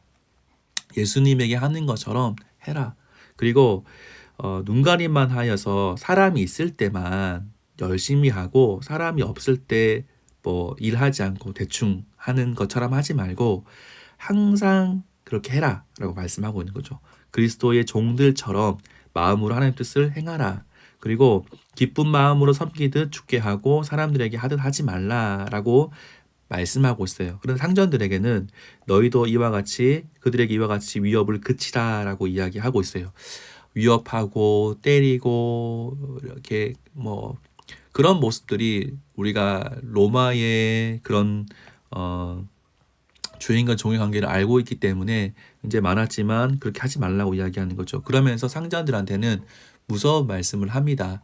그들과 너희의 상전이 종들과 주인이 너희의 상전이 진짜 주인이 어디에 있냐면 하늘에 계시다라고 말하는 거죠. 그리고는 그에게는 사람을 외모로 취하는 일이 없는 줄. 그가 종이기 때문에 하나님은요 종이기 때문에 사람을 무시하고 상전이기 때문에 사람을 높이는 그런 일이 없다고 이야기하는 것이죠.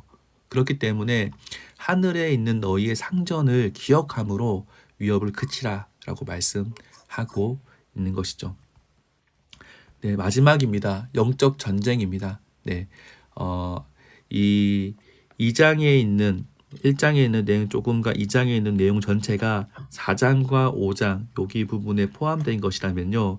여기 마지막 6장에 있는 내용은 3장에 있는 그 내용을 연달아서 설명해내고 있는 것을 우리가 볼 수 있는데 한번 보도록 하겠습니다. 이것도 사실 워낙 저희가 설교 시간에 많이 들었기 때문에 잘 아신다라고 생각합니다. 우리의 씨름은요, 우리가 싸워야 될 씨름은 어떤 씨름인지에 대해서 설명하고 있는데, 카이아즘이라고 해서 이것이 쌍으로 대칭이 되고 있는 것을 저희가 이제 관찰하다 보니까 보였고, 이렇게 카이아즘이 나오면 한 부분이 중요하다는 것이 아니라 이 전체가 하나의 세트인데 그것의 중심 원리가 여기 D 부분이다, 중앙에 있다라고 이야기하는 거죠. 제가 이제 글쓰기를 배울 때 우리나라 사람이나 뭐 미국 사람은 이제 이런 걸 쓰죠. 두 갈씩, 그 다음에 미갈씩. 그래서 처음에 자기가 쓰고 싶은 거를 내용을 쓰고 그 다음 이거를 어떻게 해요? 이렇게 뭐죠? 딱 연역적으로 딱 이야기하고 설명을 하는 그런 방식이 있고 반대로 미괄식입니다. 미괄식은 거의 설명을 먼저 해서 그래서 결론은 이겁니다라고 하는 써야 될 말을 하고 싶은 가장 주장을 마지막에 쓰는 그런 것이 두괄식, 미괄식이고 같이 쓰는 것이 뭐죠? 그 양괄식 이렇게 되는데 그 유대인들은 이제 또 근동에 있는 사람들은 어떻게 쓰냐면 중괄식을 쓰는데 거의 요렇게 앞부분을 봤을 때는 미괄식입니다. 이렇게 설명하다가 마지막에 쓰고 싶은 말 쓰고 요거를 기점으로 해서 또다시 이제 두괄식이 된 거죠. 나누어서 봤을 때는 이해되십니까? 요렇게 이제 있으면 여기 이제 미괄식이죠. 끝이니까 글을 보면. 근데 요 부분 요렇게 보면은 요거는 이제 두괄식인 거죠. 이렇게 보면. 요렇게 되어 있는 복잡한 형식이 이제 히브리인들 또 고대 근동에 있는 중동에 있는 유대인들이 썼던 방식들인데요. 이런 방식으로 이 글이 쓰여졌다는 것을 이제 제가 설명을 드렸어요. 그래서 이런 식으로 카이아즘을 이해하시면 됩니다. 이것이 마치 쌍으로 이렇게 연결되어 있는데 이것이 어떠한 특정한 저자의 의도를 가지고 썼다라고 하는 것이죠. 우리의 씨름은요. 어떤 것이냐면 A에 보니까 너희가 주 안에서와 그의 힘의 능력으로 강건하여지기를 원한다. 강건해져야 되고 모든 일을 하기 위해서 서기 위함이다. 어떠한 이유에 대해 설명합니다. 그다음에서 우리의 대적은 무엇이냐는 거죠. 마귀의 관계를 대적하는 겁니다. 악한 날에 너희가 능히 대적하는 거죠. 대적하는 것을 말하는 겁니다. 그러면서 하나님의 전신갑주를 입으라고 말하고 하나님의 전신갑주를 취하라 입으라고 말합니다. 그 사이에 우리의 싸움의 씨름의 본질이 설명되어져 있는데 그것은 뭐냐면 우리의 씨름은 혈과 육을 상대하는 것이 아니요 통치자들 아까 3장 말씀에 기억나십니까? 권세들과 어둠의 세상 주관자들과 악에 있는 하늘에 있는 악의 영들을 상대하는 것이다. 우리가 싸워야 될 것은요. 그런 사람이 아닌 거죠. 우리가 싸워야 될 것은 어떤 기관이 아닙니다. 우리가 싸워야 될 것은 영적 전쟁인 것입니다. 그렇기 때문에 우리가 영적으로 무장해야 된다고 말씀하는 거죠. 전신갑주로 무장해야 되는 이유를 설명하고 있는데 마귀의 관계를 능히 대적하기 위해서 악한 날에 너희가 능히 대적하기 위해서 모든 일을 행한 후에 서기 위해서 우리가 전신갑주를 입어야 된다라고 설명하고 있습니다. 결국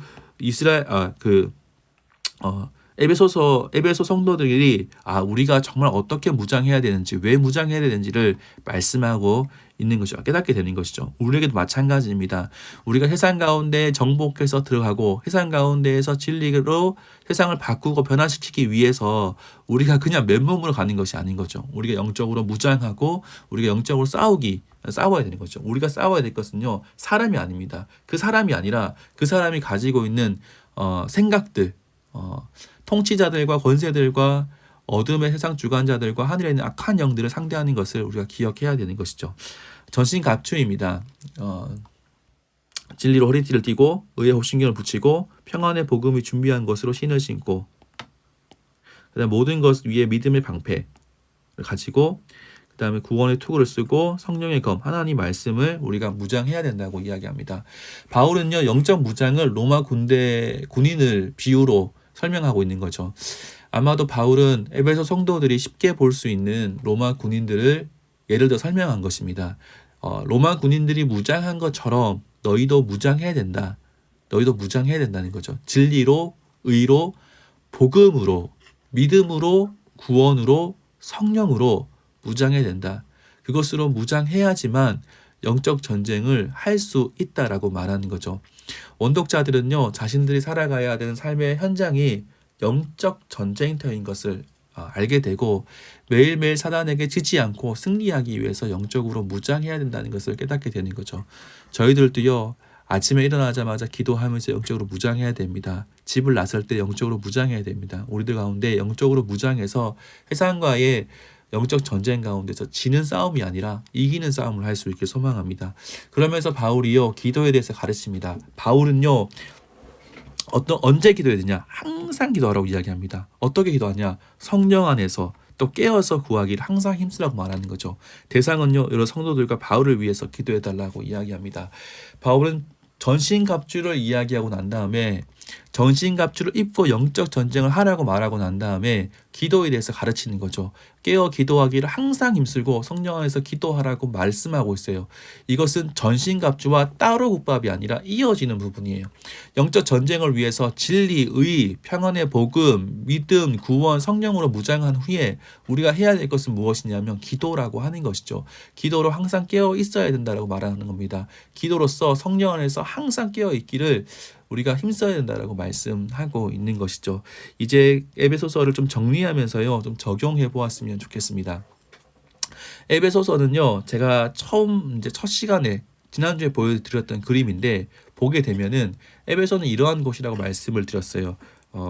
소아시아의 수도 역할을 하게 되고 혼합주의와 이원론적 세계관을 가지고 있고 자연적인 영들을 숭배하고 천사를 숭배하고 금욕주의를 가지고 있고 헬라적 구원관 올라가야 되는 거 구원관 그다음 아데미 여신을 숭배하고 있는 곳이다라고 제가 설명을 드렸습니다. 이러한 곳에 교회가 세워졌죠. 에베소 교회가 세워졌습니다. 그런데 에베소 교회가요, 점점점 바울이 있든지 바울이 없든지 상관하지 않고 교회가 점점 더 세상의 잘못된 진리, 거짓된 진리 앞에서 교회가 교회의 진리를 드러내고 확장되어야 됨에도 불구하고 그렇게 하지 못하고 어떻게 되었냐면 이런 혼합주의적 에베소의 특징들이 교회를 공격하기 시작하는 거죠. 교회는 부족하다. 교회는 아직도 구원을 받으려면 뭘 해야 된다.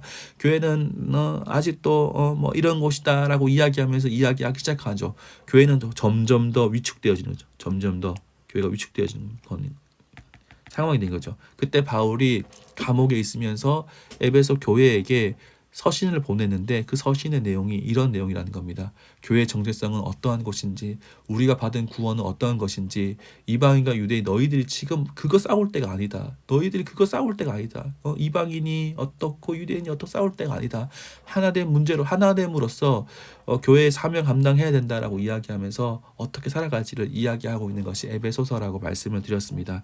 그러면서 우리가 봤던 그림들 좀 전 시작할 때 봤는데 요 그림들을 좀 기억하시면 좋을 것 같아요. 어떻게 논리적으로 진행되어지고 있는지, 신령한 복을 말하고 있고 그것으로 인해서 교회 연합을 말하고 있고 그것으로 인해서 이제 교회가 해야 될 일이 무엇인지, 그것을 어떻게 이룰 수 있을지, 어떻게 해야 될지를 설명하고 있는 것이 에베소서입니다. 교회는 이런 것이야. 교회는 이런 곳이야. 교회는 이렇게 해야 된다라고 말씀하고 있는 것이 에베소서 말씀입니다. 마지막으로 제가 보고 마칠 건데요. 제가 조금 전에도 보여드렸던 말씀입니다. 하나님께서 아브라함을 축복하셨고 복을 주셨습니다. 그렇게 이유는 무엇입니까? 제사장 나라 역할을 하는 것입니다. 하지만 이스라엘은요, 복이 되지 못했습니다. 그 역할을 감당하지 못했고 결국에는 멸망하게 되었던 거죠. 하나님께서는요, 다시 그 복을 교회에게 주셨습니다. 교회가 그 복을 받아 누리도록 하셨죠. 그것을 통해서 교회가 해야 될 것은 복음 전파 역할이라는 겁니다.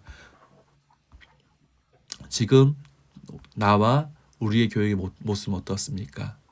우리가 아브라함을 기억하십시오. 그리고 우리 교회의 모습을 좀 기억했으면 좋겠습니다.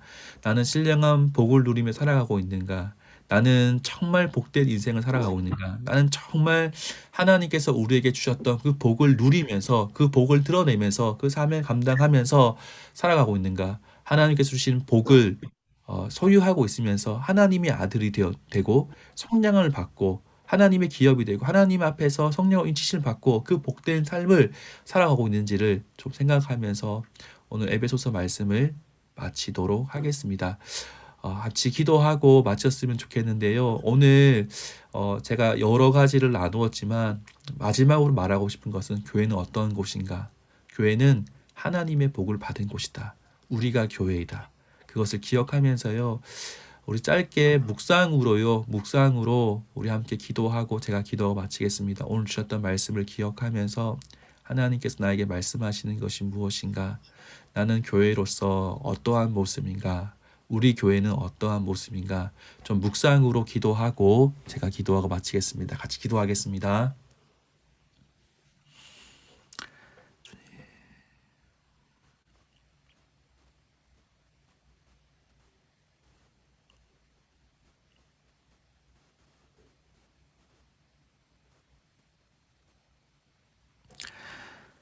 하나님 감사합니다. 지난주와 이번 주에 에베소서 말씀을 또 함께 배우고 나눌 수 있게 하시니 감사합니다.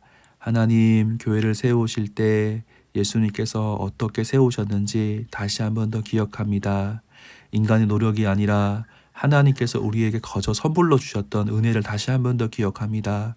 하나님 그 은혜의 감격을 가지고 우리 교회를 바라보게 하시고 세상을 바라볼 수 있는 저희가 될 수 있도록 도와주십시오. 하나님 우리가 시간을 헛되게 쓰는 것이 아니라 허망하게 보내는 것이 아니라 하나님의 새 사람으로서 지혜로운 자로 살아갈 수 있게 하시고 가정과 하나님 우리 모든 관계 속에서 하나님을 경외하고 드러낼 수 있게 하시고 세상 가운데 영적으로 무장하고 나아갈 수 있는 저희들 될 수 있도록 하나님 도와주십시오. 하나님 여기에 모여있는 모든 분들을 축복합니다. 하나님 은혜를 주셔서 하나님의 사람들로 세워지게 하시고 각 영역 가운데에서 예수님을 드러내며 세상 가운데 하나님의 비밀을 드러낼 수 있는 자들로 삼아 주시옵소서. 감사합니다. 예수님의 이름으로 기도드리옵나이다. 아멘. 네. 감사합니다. 우리 2주 동안 우리 귀한 말씀 전해주신 우리 간사님께 우리 감사의 박수 한번 하겠습니다.